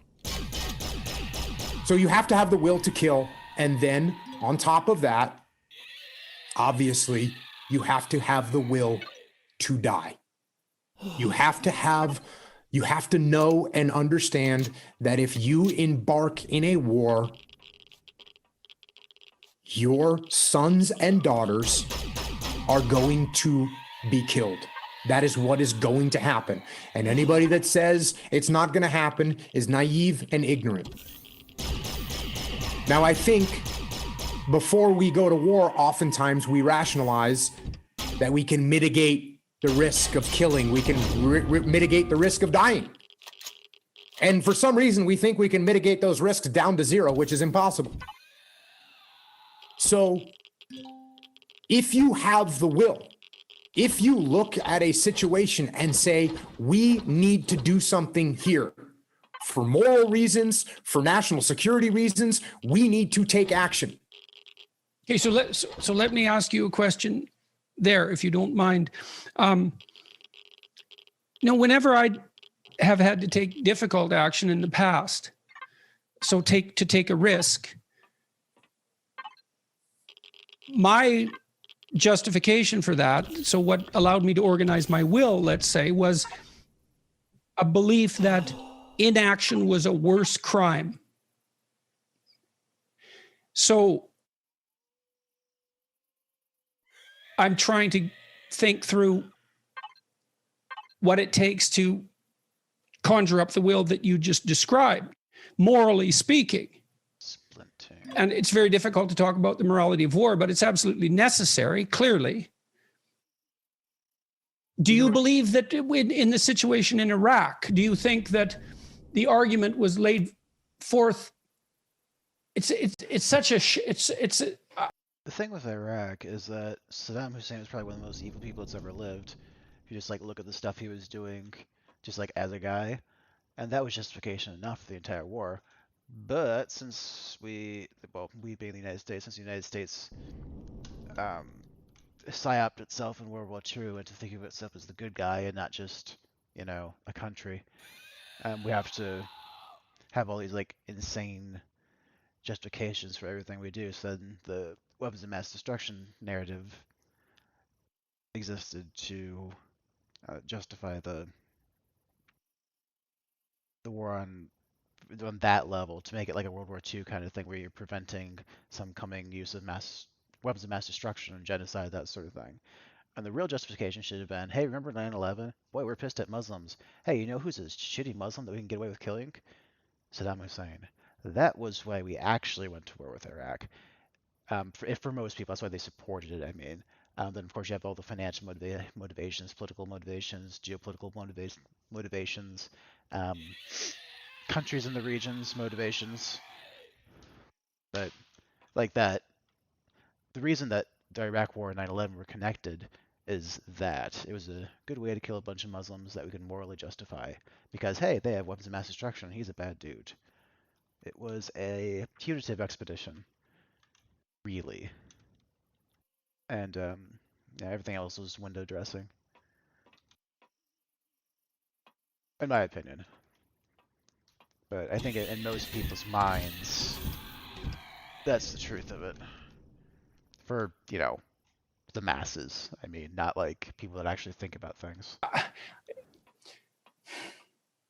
So there was a terrible attack on New York, 9/11. Care about and the response was, or the lack of it, focused on Iraq. That's correct so far. Focused on Afghanistan immediately, and very quickly thereafter focused on Iraq. Yes. All right. Afghanistan wasn't. It was never obvious to me why the focus shifted to Iraq. I just explained it, Jordan. Do you have any sense of why that was? I know that there was a lot of thought at the highest levels of the American government prior to 9/11 about Iraq. And so there was a plan that was already, in some sense, in place for Iraq. It was definitely desired. it isn't obvious to me That doesn't why mean it was attention was bad shifted towards Iraq to in the design that. aftermath. It needed to be done. Apart from the fact that that plan already But it should have existed. been done differently, obviously. I think the shift came from, I'm trying to think of Everything's such a some kind of a muddle in metaphor democracy. here, but you know, you've got some rats in the garage. Rats, huh? And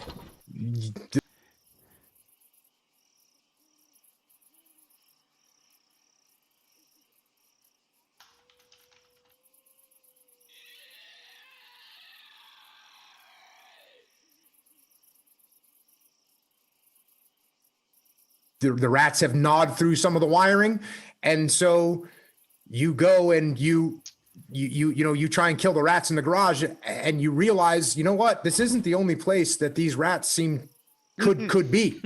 There could also be some rats over here in the basement. And we have wires over there too. We better go handle that situation as well.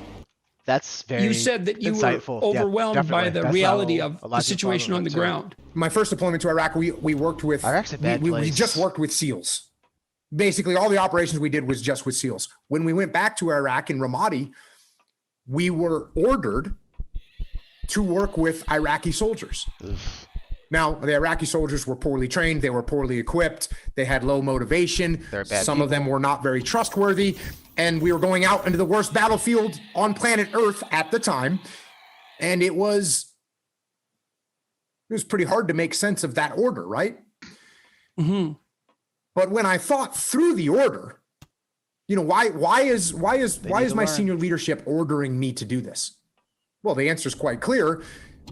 After I thought about it a little bit, hey, the reason that we have to do this is because eventually we need to work with the Iraqi soldiers so that the Iraqi soldiers become proficient enough that they can handle the security in their own country. Of course, yes.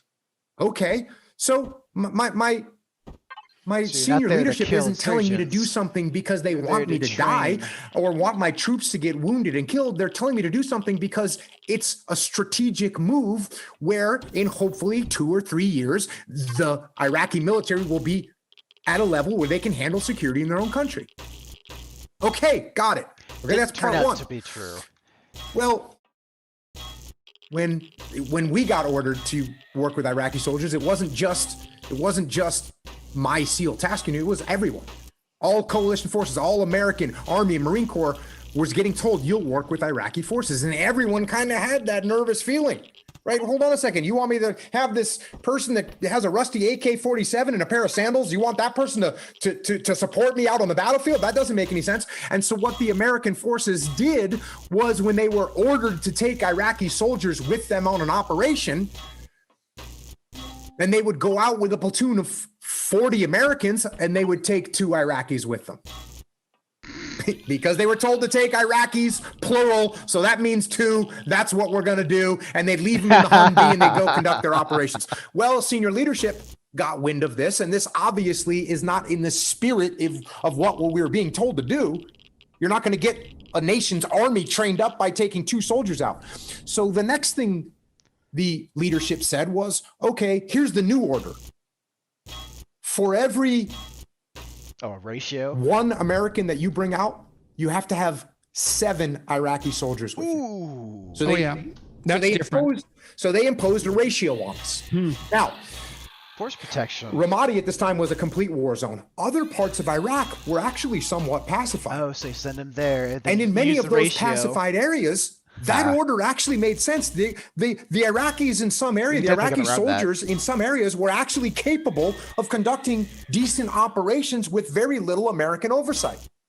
And the level of violence in those areas wasn't that bad, so it was okay. Well, in Ramadi, it didn't make any sense whatsoever. So I'm being ordered to take 1 SEAL for every 7 Iraqi soldiers. Well, first of all, because of the fighting was so bad in Ramadi, many of the Iraqi units only had 10 or 15 or 20 people in their platoon. So if I was going to send out SEALs, I would only be able to send out 2 SEALs with 15 Iraqi soldiers. So now which 2 SEAls am I going to send? Am I going to send the medic? Well, I want to send a medic for sure, but guess what? I also need to send a machine gunner in case we get into a firefight. Well, what about the radio man that actually calls for help? What about the point man that actually knows where we're going? What about the leader who's going to make decisions out there? What about the explosive ordnance disposal guy that can dismantle bombs from going off? So who am I supposed to leave behind? Everyone. It doesn't make any sense. The danger to the troops is so much higher in that situation. So what did I do? Did I say, hey, that's what I'm being ordered to do? No. I took all this into consideration, and I you'll appreciate this. I wrote a point paper up my chain of command, explained the situation of what was happening, explained the number of casualties, explained the level of violence, explained the size of the Iraqi elements that we were working with, and said, can I please get a waiver for this and allow me to take however many SEALs I've deemed necessary to take to be safe?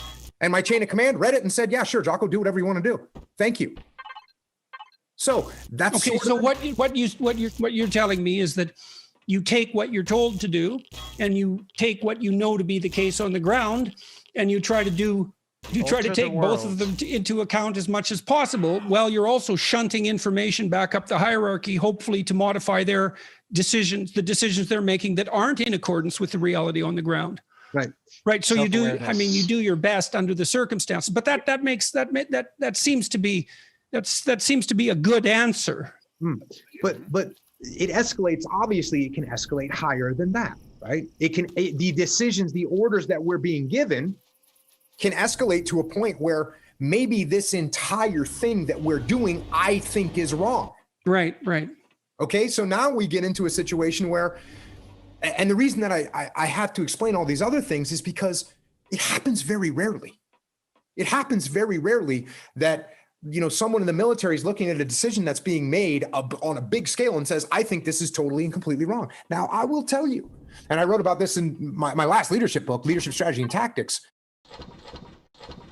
If you're being told to do something that was weird, believe is completely wrong. Not sure why. Well, I would love to tell you that that's a black and white decision, but guess what? It's not.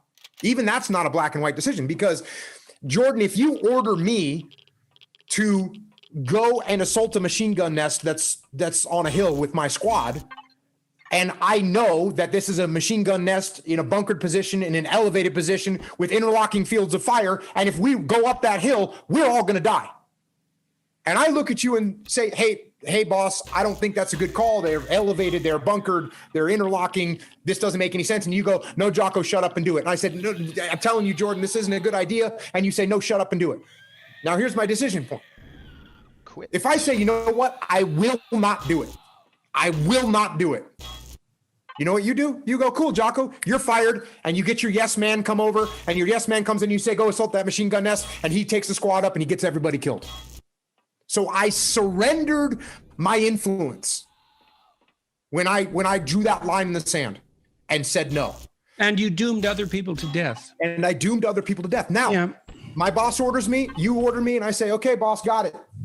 You definitely want me to do this. There's no way out. Yes, you definitely got to do it. Okay. All right, guys, here's what's happening. We're going to get into a covered position. We're going to start maneuvering towards this thing. We're going to see what kind of fire we receive. If we start receiving overwhelming fire, I'm going to lock some of you guys in that position, and I'm going to send another squad over to the flank, and we're going to take out this machine gun nest from another angle, or I'm going to hunker down in that position, and we're going to call for air support. So you're decomposing. You're actually decomposing the process then into micro elements, and then testing the micro elements. Then you can report back with that information. Yes. Right. Very smart. Very smart. We have to be very careful. So when you talk about, I don't think we should go into Iraq. I don't think we should go. Okay, so what am I going to do? Hey, I don't think we should go. Now, are there times where that might be the right decision? There are some times like that where maybe I think that me as a senior leader standing up and saying no to my boss is going to make, Jordan suddenly looks at me and goes, wait a second, Jocko's always been a good guy. And now he's sitting here telling me, no, he's really serious about it. Maybe I'm not seeing something. Maybe I can get you to rethink your position. That's a risky move though.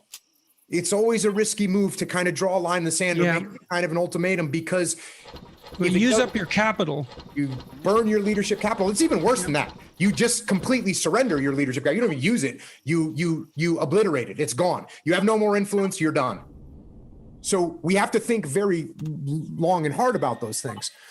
And so when if I was never put in a position like where I thought that what we were doing as a country was wrong. I'll tell you, actually, probably the closest I've come to that was, I think it was 1993. The massacre was unfolding in Rwanda. There was we definitely should have stopped that. The Hutus were killing the Tutsis by the hundreds of thousands. That we didn't do and anything. I was on a Navy ship off the coast of Africa on standby to go into Rwanda as this slaughter took place. And we didn't do anything. So that's the cost of not going to war there. It's the cost of not going to war. And there's it's a very interesting, I'm sure you've heard of the massacre that took place in My Lai in Vietnam. Mm-hmm. And one of the most interesting things in that reprehensible scenario is carefully said. What stopped it? So this horror is unfolding. There's murder, mutilation, rape, just going berserk. A company of American soldiers is murdering, raping, mutilating bodies. Just absolutely heinous, absolutely reprehensible. That's why you don't draft people. And while this is happening, a helicopter pilot comes in and sees what's going on. And these guys have lost their mind, really. The guys on the ground have lost their mind. The helicopter pilot flies back to base. He walks into the Tactical Operations Center and says, hey, they are killing civilians out there. The commanding officer gets on the phone and says, hey, stop killing people. And they stopped immediately.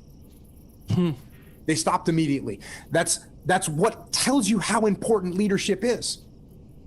Leadership is the most important thing on the battlefield. And if you have a leader that's going to let things start to go in this direction, all it takes is one person to step up and say, hey, everyone, stop what you're doing. This is wrong. So you get a situation like Rwanda. We didn't really do anything. We didn't do anything. And what would it have taken if we rolled in there and said, hey, no more, stop.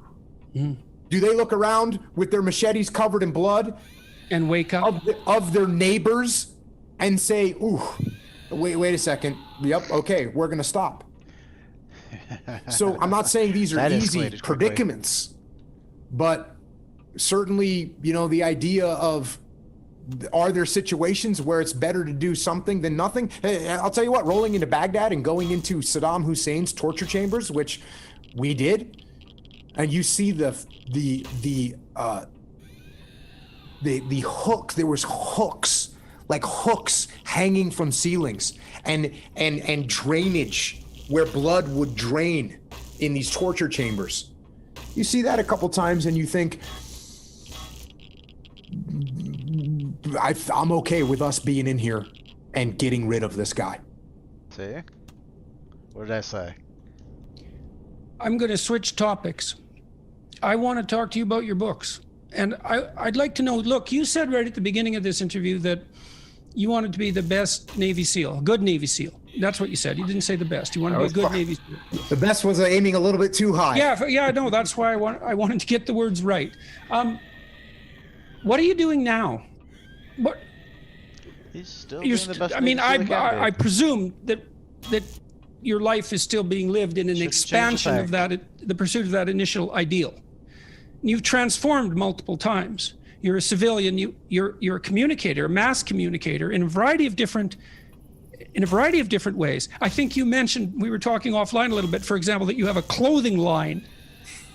And I'm going to ask you about that because that's a curious thing to me, and that is, I'm definitely curious about that. But like, what's your mission? And is that the right question? Is that an appropriate question? So there's a quality, let's call it. So as I went through that as I created in my mind that ideal of what a good SEAL is. What is a good SEAL? And I'm sure I could say, okay, what do you think, Jordan? Oh, he's probably strong and he's probably fast and he's probably smart and he's probably tactically sound and he can probably shoot a weapon straight and all those things. Absolutely. All those things are there. And as you would kind of burn away or if you were to set up a hierarchy of importance of what makes a good SEAL. Yep. You might think that some people would think, right. oh, well, it's probably being the best shot, or it's probably being the strongest, or it's probably being really good in the water. All those things, all those skills that you think it might be. And you could talk to different SEALs and they would all kind of, some guy would say it's running, some guy would say it's strong, some guy would say it's the best shot, whatever, best tactician. But if you offered them one thing, 99.9% of SEALs would agree on what makes you a good SEAL. Oh, it's going to be hokey. And Here comes loyalty. Is it loyalty? You look out for your teammates. Ah, it's loyalty. Ugh. You put your team above yourself. Are you going to cry? Yeah, so that's a real inversion of the things that you just described, Dave, because all of those things are dimensions along which you could be excellent in a manner that distinguishes you from the group and elevates you above them. But you derive from that a claim that should all be subordinate to a reciprocity. And any SEAL that's a good SEAL would tell you that would be at the top of the hierarchy. You can be the best shot, you can be the best shot, you can be the best diver, you can be the strongest, you can be the fastest, you can be the best tactician. If you don't take care of your teammates, none of those other things matter. You're not even wanted in the SEAL teams. That's what it is.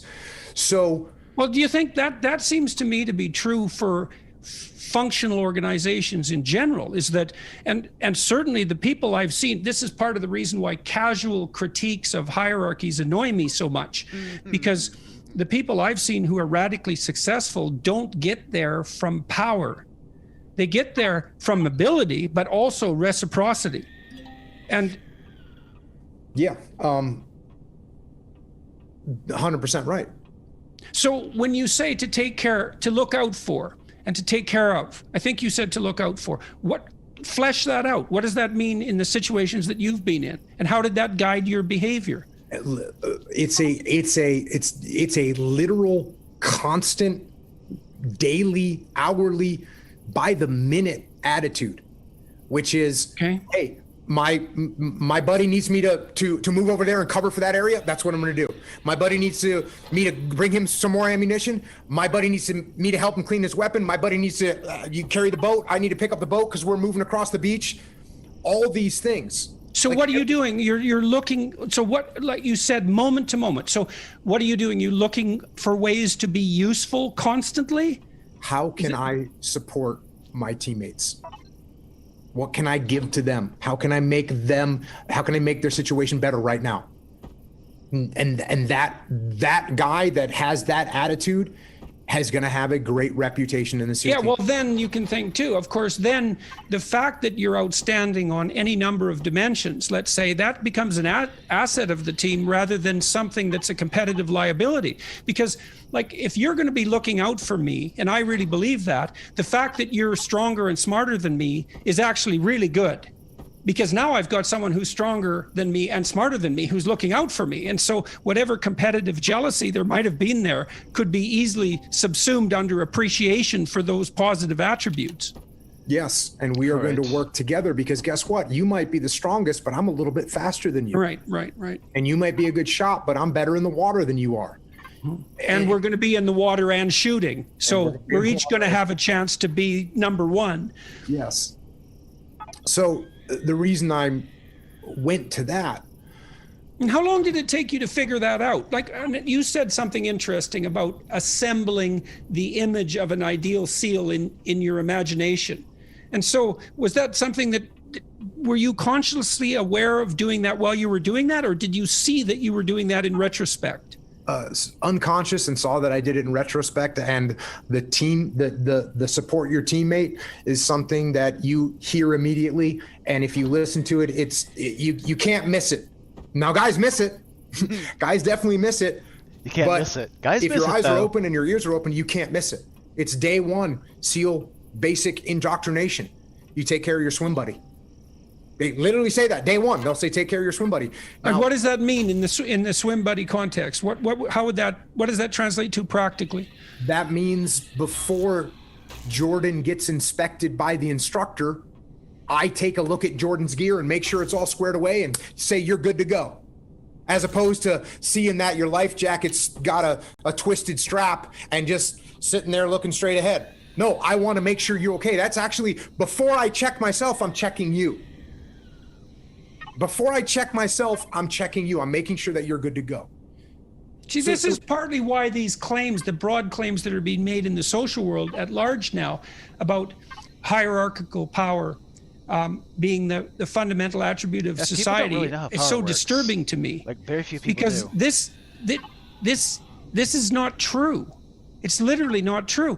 Only when a hierarchy becomes radically dysfunctional does individual power come to dominate. The rest of the time, it's something like what you're saying, is that, and that's true. Capitalism has a bad rap, let's say, morally because of its selfishness. But the functional organizations that I've seen that are business organizations, if the people in there aren't motivated by the ethos that you're describing, no one bloody well wants to work with them. No one wants to buy their material. No one wants to partner with them across time. They don't even want to go golfing with them. So it's just not, it's so not true. It's completely not true. And that's the essence of the books that I've written about leadership, is that story over and over again. I had a SEAL platoon commander that operated via power, his authority and his power. That's how he operated. We did what he told us because he told us to do it, because he was the highest ranking guy, and you better be quiet and listen to me, and it's going to be my plan, and you all better just shut up and get on board with it. And right. we had a mutiny. We had a mutiny in that SEAL platoon where right. we went to his boss and said, we're not working with this guy. And he actually ended up getting fired. So everything you just said. Right. That's exactly right. Look, there's no stable organization. No organization can run stably across time if its predicate of operation is raw power. And the reason for that at some point is that the people who are being tyrannized are going to band together and say, no, we're not going to do this. We're going to take you out. Mm-hmm. And so if you don't want to be taken out, you can't exercise tyrannical power. It's the intrinsic weakness of tyranny. And to confuse functional and competent organizations with tyranny is also to make a mockery of the fact that this cooperative ethos is actually the dominating principle if the organization is functioning properly. Yeah, and as I pointed out, I actually lived through that. And I lived through the other end of the spectrum too. When that platoon commander got fired, the platoon commander that took his place was very humble, listened, had an open mind, gave us ownership, told us to come up with a plan, and we loved that guy. And that's the guy that I try and emulate to this day. And we would have followed that guy anywhere. And it's precisely right. And so that's not power. That's not power. It's precisely because he didn't. That is power, but power use his tyrannical power to drive us to do what he wanted us to do. Look, whenever I've been in a situation and wanted to get the best out of the people that are working under me or with me, for that matter, I cede as much responsibility and authority to them as possible. Definitely. Partly because one of my predicates of operation is that if I'm going to engage in an enterprise with you and I have to tell you what to do, might as well do it myself. Or if I told you what to do, you would do a better job, I should find a different person. All that is indication that I chose the wrong person. If you're the right person, I'm going to grant you as much autonomy as possible, partly because then you get to have your own domain, partly then because you're self-sufficient, partly because you do better, but even more so because then you're fully committed to the task. And I don't believe that anybody occupies a position of leadership for long who doesn't know those things. And they're certainly not effective if they don't know them. No, they're not. And I talk to leaders all day, every day, in every possible industry that you can think of. And it's, one of the things that I end up saying a lot to leaders is, if you're working for me, Jordan, and you come to me with a plan of how you want to execute a project or an operation or a task, my goal is that we're going to use your idea. That's my goal. My goal is that whatever you present to me, if it's going to get the job done, we're good. We're going with it. Well, then at least the person can learn from what they're doing and be better the next time, right? If it's minimally viable, why not let them run it? Yep. Sometimes there's an emergency and you can't do that, but... Yeah. And by the way, if there's urgency and I can't do that, okay, by this time, you and I have built up enough trust that that if I say, hey, we need to go over there right now, you go, yep, got it. Right. And so we do get into situations like that. Happens. Right, and that's something you don't want to do too often, because just as we discussed earlier, you burn up your leadership credibility by doing that. Mm-hmm. So you can use power if you're a leader, but judiciously and seldom, and you need a good rationale. And people have to trust you, and so that's the other issue, is that self-evident. we could think about the preconditions for trust, because if the organization isn't running on trust, then everybody's at each other's throat constantly, and all there is backbiting and confusion. And so to trust means I have to, what would I say? I have to have faith in your motives. And I have to see that you're doing your best to align your motives with mine. And I have to believe that that's genuine, because otherwise the enterprise isn't going to succeed, given all the other things it's going to have to face. Yeah, it's another, you bring up the term alignment, and when I work with companies, sometimes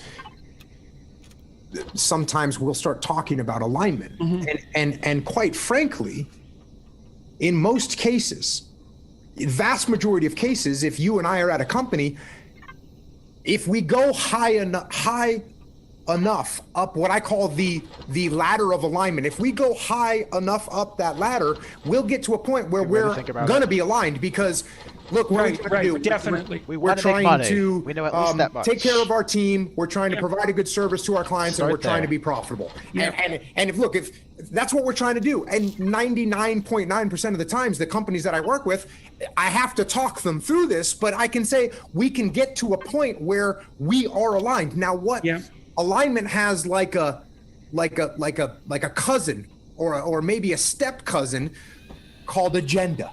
Where you've got your agenda over here and I've got my agenda over here, and you're trying to get more funds for your department and I'm trying to get more funds for my department. And so we can sometimes it can feel like our agendas, we're not aligned. Yeah. Now, oftentimes I say, look, if Jordan's agenda is to get more funding for his department so he can invest more and make more money for the team, his agenda is aligned, and that's great. I have no problem with your agenda. It's when, you're trying to create your own fiefdom because you're going to leave the company and you're going to go do something else, and I start to sense that. And whenever... Yeah, no, that's going on underground and no one's really talking about it. Right. When I get a company where they can't come to an agreement about something. They cannot. So we walk them up the alignment ladder, and all of a sudden you realize, oh, wait a second. This person's just trying to make money, and this person really wants to take care of the team. Now, I'll tell you, I'll take them further up the alignment ladder and say, listen, if you really want to make money and you want to take care of the team, guess what? If you have a good team that you take care of, you're going to make more money. Yeah.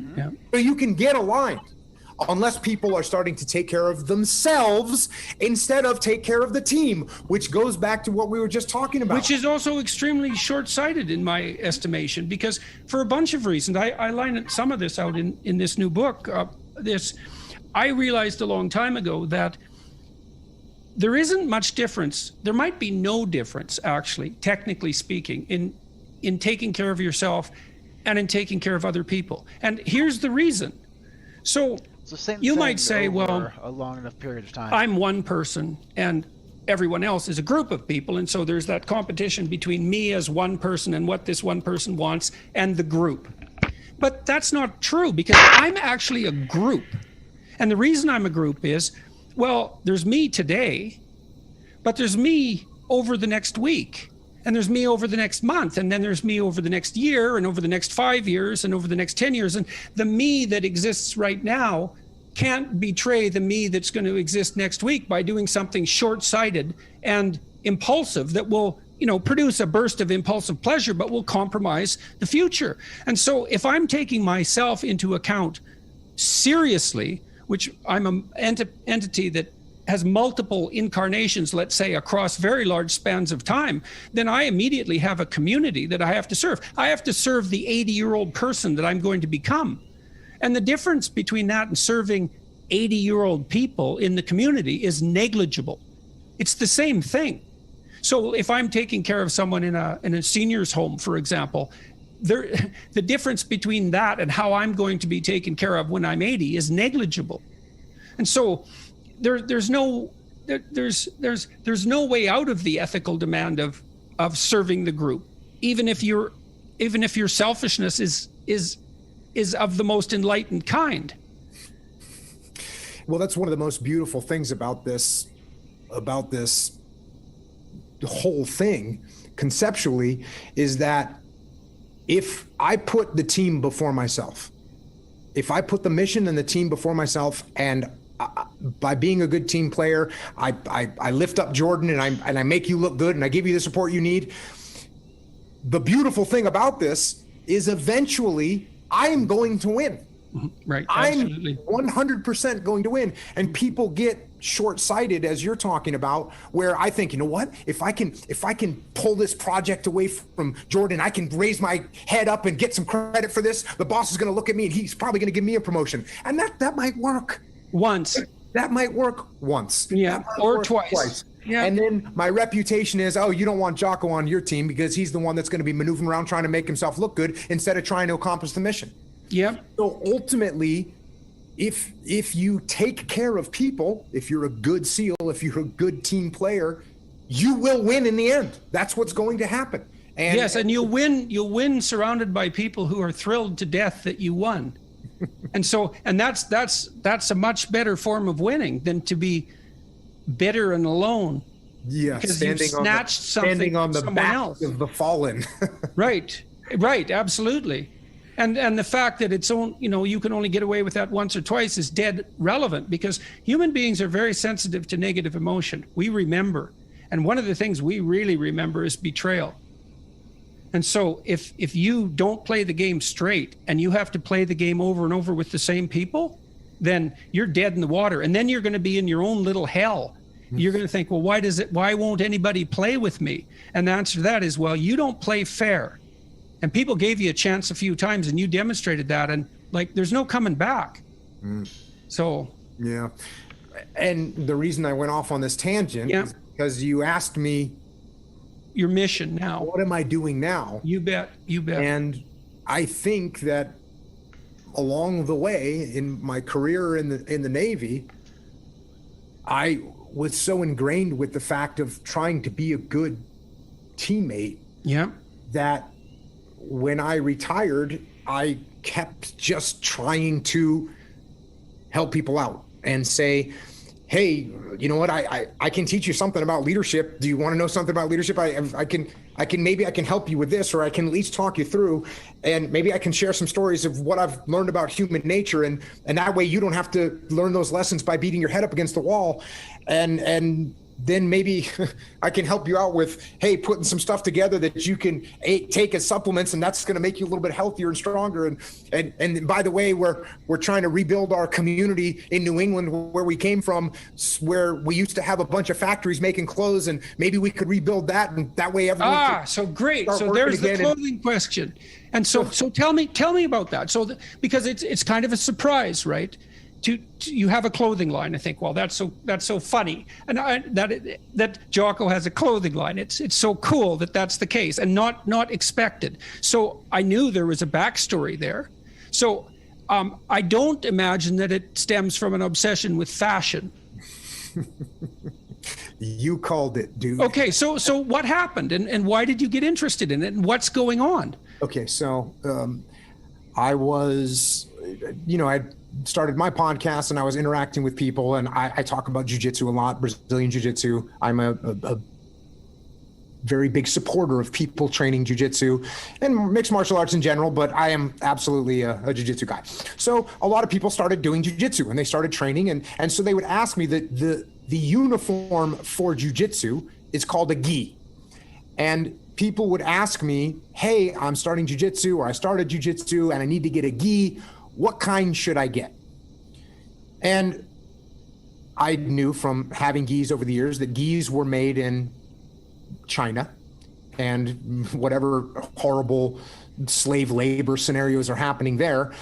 And I knew that there was also one company up in Maine, and I'm from New England as well, one company up in Maine that was actually making these jiu-jitsu gis in America. And I had seen them online, and the story was kind of presented online that this guy named Pete, he was a New England kid and saw the factories get shut down. And we all did that. We all saw, when I was growing up, the factories, there was no one in them.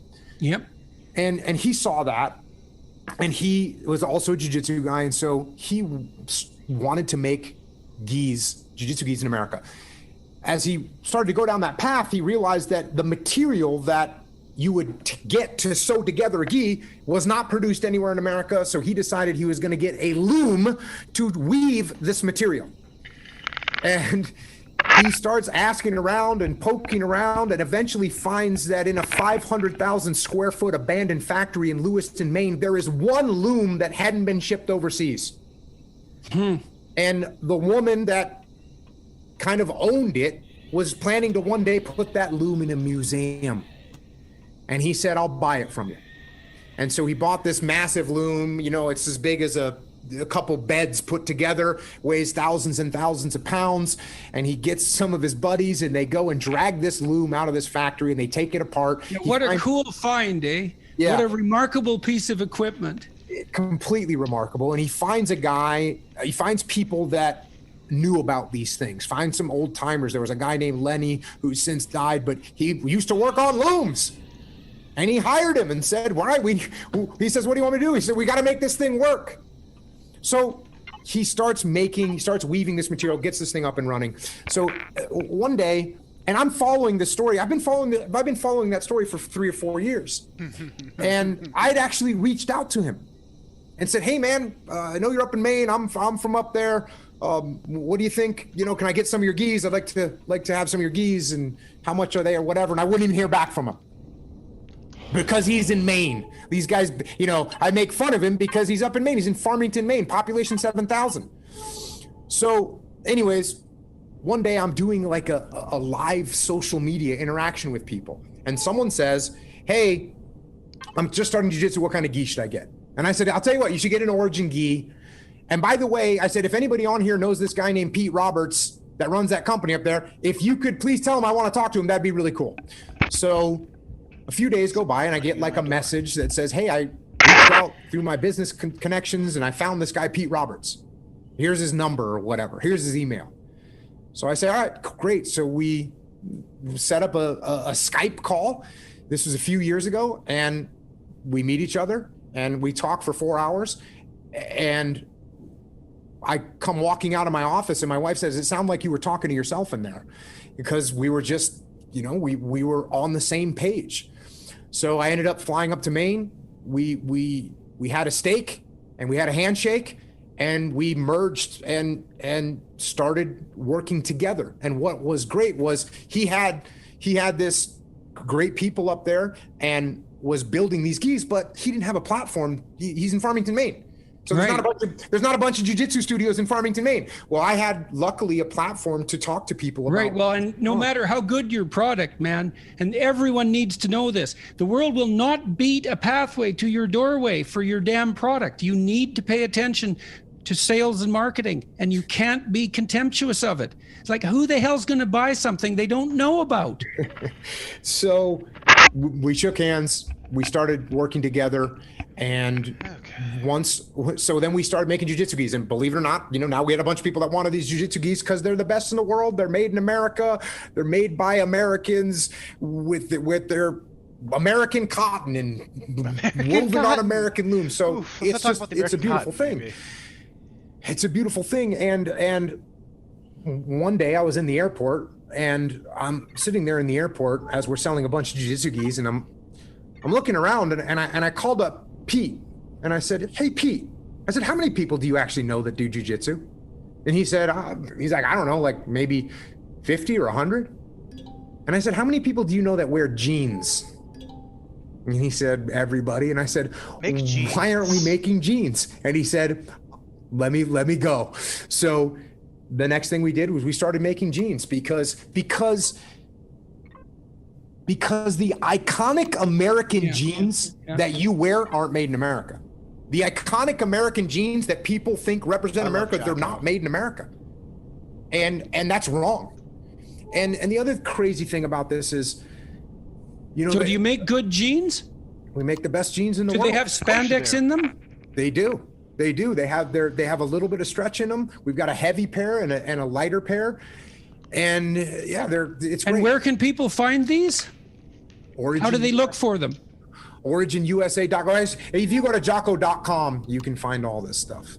And so we started making everybody jeans. needs good jeans. Then we started making boots, and we're making everything. We're making, we started making a bunch of supplements, and that started from, I drink tea, another shocking thing you might want to know. It is shocking. I'm married to a Brit, and at some point I started drinking tea, and so I started making tea, and then I started making other supplements, and again, it was like, make high quality stuff that works, and charge what people need it, they want it, and we're doing that thing of being a teammate, of helping people out. So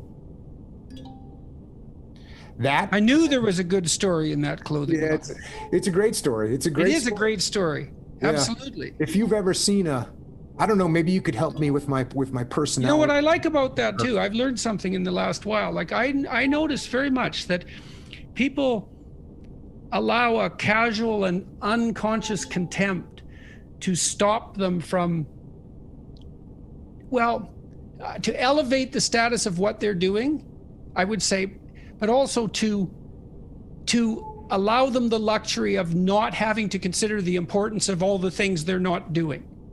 Now, and that stops them from taking opportunities. So,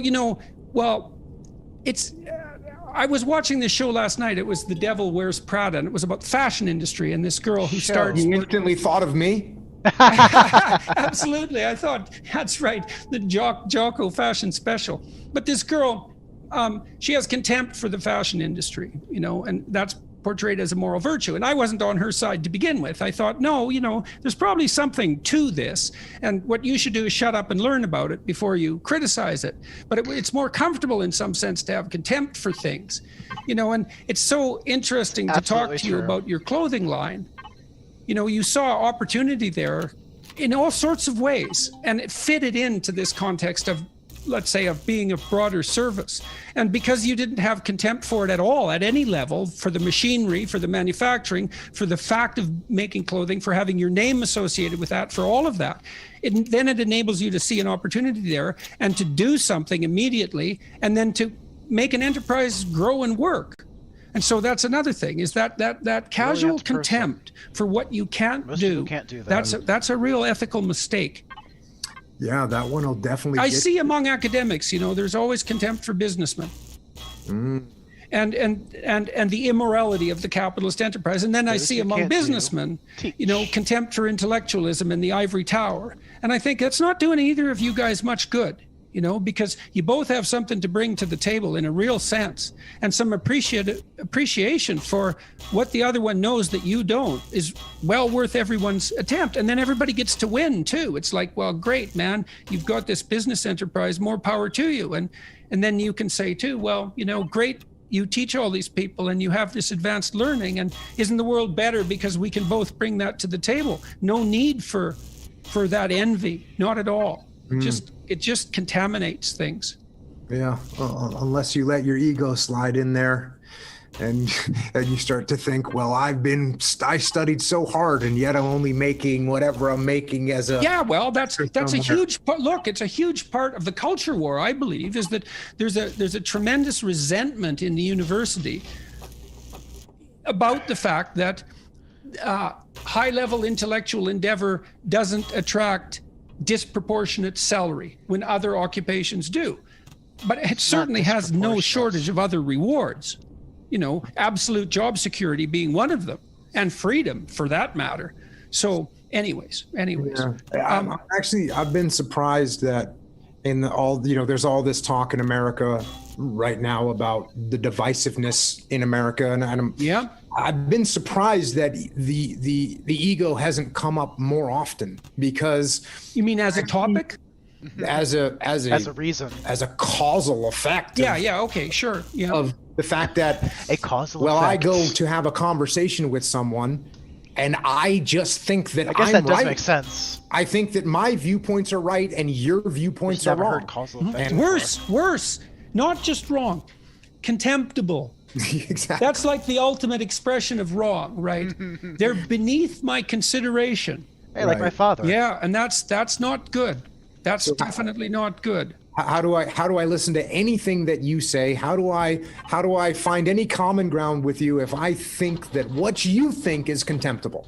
And so therefore we can't have a conversation. And if we don't have a conversation, we can't find any mutual ground. And that means we can't find solutions to the problems that we're facing.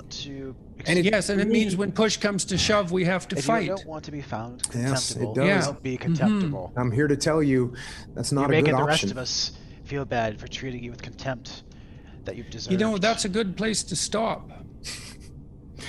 Fair enough. That was great, man. Thank you. Appreciate it. I loved it. 2.5 hours. Well, thank you. Appreciate it. Yeah. So nicely done. It's good to see you. Watch. It's good to see you too. And it's so nice to see that they're gonna spend 15 all minutes of what saying you're goodbye. talking about is finding its audience. I like the kids' books too. We never talked about them. Oh yeah, the kids' books. I feel like there's no better gratification for me than the handwritten letters, the emails that I get, but mostly the handwritten letters from kids that are 6, 7, 8, 9 years old. Just did my first pull-up, got an A on my math test. Isn't that cool? It's Christ, yes. Man, how could you have anything better than that, to know that you were part of that? So tell me about that. Maybe we'll stop with that. Tell me about that. Tell me about the kids' books. How many you've self-published them? How many have sold? Well, so I didn't self-publish all of them. Okay. The first two went through a normal publisher, and what happened was, so the first one is called Way of the Warrior Kid, and right. Basically I have 4 kids myself, 3 daughters, 1 son. As I was raising my kids, I couldn't really find books that articulated the values that I might want my children to be reading about, and so I wrote my own books. So the first one, Way of the Warrior Kid, it's a kid, he's bullied. He doesn't know his times tables, so he thinks he's stupid. He doesn't know how to swim, so he can't do any of the fun stuff that the other kids are doing, and he's getting bullied. These are common things that kids face, and he kind of breaks down last day of school. Everything kind of hits him at once, and he goes home, and he remembers that his uncle is coming to stay with him for the summer, and his uncle is in the SEAL teams. And he presents all these problems that he's having to his uncle. And his uncle says, listen, we can solve these problems, but you got to commit. It's going to take discipline. It's going to take hard work. That's so straightforward. Teaches the kid how to study. Teaches the kid how to make flashcards. Teaches the kid how to eat right. Teaches the kid how to work out. Brings the kid to jiu-jitsu classes so he learns how to defend himself.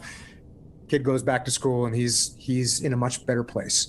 And so then that series carries on with different types of situations that kids get into. And so I wrote the first one, Way of the Warrior Kid, the second one, Mark's Mission. And then I had written a kid's book called Mikey and the Dragons. And I had written it, I finished it in August. And I talked to my publisher and I said, hey, I wrote this kid's book. I'm sorry, sorry I didn't let you know earlier, but I really want the book to come out for Christmas. And my publisher said, yeah, well, that's not really going to happen. And I said, yeah, but I really want it to come out by Christmas. And by this time, I think I'd written like 3 New York Times best-selling books, for whatever that's worth. So it wasn't like I was, scrapping around trying to throw this together. I had a pretty good vision of what to do here. And it's worth a lot. Yeah, so I said, please, can I, get this thing published by Christmas? And they said there's no scenario where this book gets published by Christmas. And I said, are you sure? And that's they a said, challenge. And I said, watch this. And so I You started could publish in about a week. That's how you get stuff I started done. my own publishing company. There's no way you could do finished that. the art inside the book, and the book came out before Thanksgiving. And that was the beginning of There's no Jocko way Jocko Publishing. will give me $1 million. And no way, Jocko. So yes, I've published it, and then I just couldn't do wrote that if you wanted the latest to. Way of the Warrior Kid book, Way of the Warrior Kid 4 Field Manual. And again, the most rewarding thing that happens to me on a daily basis is I get to open up letters from kids that are 7, 8, 9, 10, 11 years old that just, did their first pull-up or ran a mile in a certain amount of time, or Cool. It's so cool to see that, because, I mean, it's an unbelievably deep instinct that makes that satisfying. Like, I have the same experience. I don't ever see anything as satisfying as getting a message from someone who says, I've followed what you've been talking about, and here's what I've done that's improved my life because of it. There's a, when you read online comments, the negative ones are salient, right? They've got potency. And people are wired to feel more negative emotion than positive emotion. It affects us more. We feel a loss more strongly than we feel an equivalent gain. The one exception to that might be those kinds of letters. They're so salient, and it's really curious. I mean, that must be something like the deep instinct of fatherhood. That pleasure that's intrinsic in watching someone who's younger, generally speaking, not always, but generally speaking, thrive. That's not how he's using It's so satisfying. And yeah, I think that goes back to that must be a technical to the concept of being a good teammate. yes, definitely. It's the deepest part of it. And you're helping someone get on the correct path when they're 8 years old. And when people say all the time, the parents write me too. The parents say, hey, thank you. I got more out of this book than my kids did, right? They say that as well. The way that these books come together, it's like you're being a good teammate because you're putting someone on the right path at a young age. People say, I wish I would have had this book when I was. Right. Well, yes, absolutely. Me too. 100%. That's a father between pages, that. It is exactly that, because the fundamental role of a father, as far as I can tell, is encouragement. And I mean that technically, is that your job is to instill courage or to encourage courage, I suppose, in your children, to make them resilient in that manner, to make them confident in their ability to face the world, but also able to face the world. And that Warrior Kid book, it's such a different approach to the problem of bullying. It reminded me when you were talking about it, about The Simpsons. There's Nelson Muntz is the bully in The Simpsons. And he's quite a complex character, actually. And if he bullies you, there's a pretty high probability that the reason he's doing it is because you're doing something stupid and contemptible. So he's got this kind of corrective function.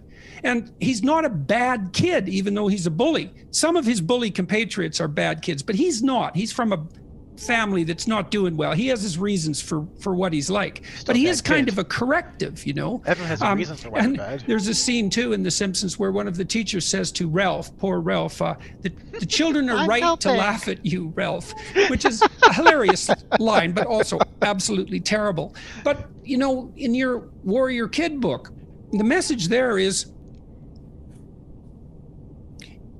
one way of dealing with your inadequacies is to rid yourself of them. Yes. And it isn't self-evident that people who point out your inadequacies are your enemy. Now, that doesn't mean that bullies can't exploit, and it doesn't mean that bullying isn't reprehensible. But by the same token, a critic who points out a weakness has actually offered you a pathway to development, a true pathway to development. So, and your attitude to the kid was, look, kid, no one's going to laugh at you if you're the best swimmer, or maybe you don't even have to be the best, but you could swim, you could be stronger, you could elevate yourself. Yeah, it's so fun to write these books because I mean, first of all, I got to experience it. And, I always tell people say, "Oh, did you get bullied?" Because I'm a bigger guy now. I was like, "Oh, when you're 10, you get bullied by 11-year-olds." That's the way. Right, exactly. There's always going to be somebody that's bigger than you. In the second book, the bully is like a psychological bully. His name is Nathan James. And Nathan, he's not physically threatening you, but he's making fun of you and he's picking on you, and he'll take it to the point where he might, feel some repercussions, but then he'd be quiet. And so, this kid, Mark, says to his uncle, "Hey, I'm going to fight this kid. I'm going to fight him." And the uncle says, "Well, okay, if it comes to that, but before you fight him." So that's when you published yourself, I presume. No. This is book 2. Oh, really? Okay. Yep. Well, my mistake. Surprising. Well, that was a while ago. Yeah. You think you could get a book like that published now? I'm not 100% sure. I wrote a novel that's coming out, which we should probably touch on, which went through like multiple screenings to make sure that it wasn't offensive and whatever else. Nathan James, the bully, he picks on the kids, but he talks, and his uncle, the kid Mark says, "Hey, I want to fight this kid," and his uncle says, "Okay, if it comes to that, but before you fight him, I want you to gather some intel." He says, "What do you mean gather some intel?" "I want you to collect some intelligence. I want to know why he acts this way." Mm-hmm. And so Mark watches this kid, Nathan James, for a couple of days, and he goes back and reports to his uncle, "This kid, he doesn't eat healthy. He eats potato chips, half a bag of potato chips. He's dirty. He doesn't change his clothes. His socks don't match. He's got holes in his jeans. He's a slob, totally lacks discipline. I think I should fight him." And then he says, "Well, why do you think he's like that?" Mm-hmm. "You need to do further intel, and I'm sure you can see where this is going." Mm-hmm. Eventually follows him and realizes the kid is kind of on his own. And the reason he has a half a bag of potato chips, is because his mom's not home at night and there's no dad to be found, and we don't even know what's going on, but he lives in some apartment building above a auto repair shop, and maybe his jeans wears the same jeans every day because that's the only pair he's got. And so instead of fighting this kid, maybe you should try and help him. Mm-hmm. Yes. And that's where that goes. So yeah, this other novel that I wrote, which is coming out in the fall, is it's definitely going to be interesting what the critics say about it. I'm looking forward to it. I'm looking forward to their assessment. It's about two brothers. One brother is kind of a handsome, kind of street smart kid, smart, good looking. The other brother is got some kind of a unidentified disorder, mental handicap, and basically he's an autistic guy, and he's obsessed with washing machines. Oh, does everyone else see what's going on right here? Machines. And he works at a laundromat, and well, the laundromat is eventually going to be up for sale, and the younger brother, who's a little bit more street smart, decides if that happens, my older brother is never going to be happy again because he's not going to have this laundromat, and he decides he's going to do something to get money to buy that laundromat. Stop it. And the only way he can figure out to do that is by doing something that's not legal. So he goes for it, and well, that's the story. And that's coming out when? Comes out in the fall. It's called Final Spin. How long have you been working on that? Well, I write about I wrote an original draft of it probably 15 years ago, and then just kind of set it aside. And then that's why the first thing people do is usually the best thing, because they've been working on it their whole life. That's why the second album for most bands is terrible. And I dusted it off because it never left my mind. Not always. The story never left my mind because ultimately it's about it's about, can you be happy, and what kind of sacrifices are you willing to make to be happy, and what about people that are stuck in a rut? When I was growing up, there was all these kids that were smarter than me and funnier than me and better athletes than me. True. And I would look around and they would get stuck in a rut. Right. And not really do anything. And it would be a little bit sad. Has Jocko ever talked about his father? I might not have heard it, but I probably would have keyed into it if I did. In 2.5 hours, not much about his... Just he talks about his... Okay, so you got a little kid that, like, wants to be a soldier as long as he can remember. Curious about his childhood. It sounds unpleasant. Maybe it's not, who knows. I always jumped to unpleasant. Yes, very. And, Very you know, I was unpleasant. lucky enough, like you said, I joined the Navy and all of a sudden had a goal and had an aim and wanted to be a good SEAL, and that was enough to kind of put me in the right direction. Yeah. So what's next? What do you want? Where do you want to take this? Well, I'm going to join the What's Army. your ambition? My You're teaching people. Go You're Delta. communicating with them on a very broad level. That's where do you see this going? If it went where you want it to go? The ambition, the goal is to help more people. Help more kids become more confident, help more leaders do a better job of leading their teams, help people be on a better path in their life, healthier, and doing productive things in the world. That's should probably get into I think politics. the best thing I can do right now at this point. Yeah, well, that just seems like, generally speaking, that just seems like the best. I think, well, once it isn't clear why you would be motivated to do anything else. It's like that actually is the best thing. You talked about these letters. It's like, well, what could you do that would be better than that? I mean, if you were as greedy as you could possibly be, you can't get better than that. So it's so rewarding. So yeah, and again, the biggest reward is when you get a letter from somebody That's that not universal. decided they weren't going to kill themselves. Yeah, right. Because they heard you talking on the podcast, or they read the book Discipline Equals Freedom, and they said, "Wait a second, I'm trapped. Why am I trapped? Trapped because I'm blaming other people. I'm trapped because I'm not sticking to the things that I know I should do." Right. And they get on the right path, and you know, they always say, "You changed my life," and I always say, "I didn't change your life, you did." Ugh. Which is the truth. Okay, and on that, we're done. Thanks a lot. Thanks, Jack. Oh, wow. I was within 4 seconds of the actual end. That was the worst thing he said in the entire 2.5 hours. Just 'cause it was hokey. Thanks for having me, man. Good seeing you. Good to see you too.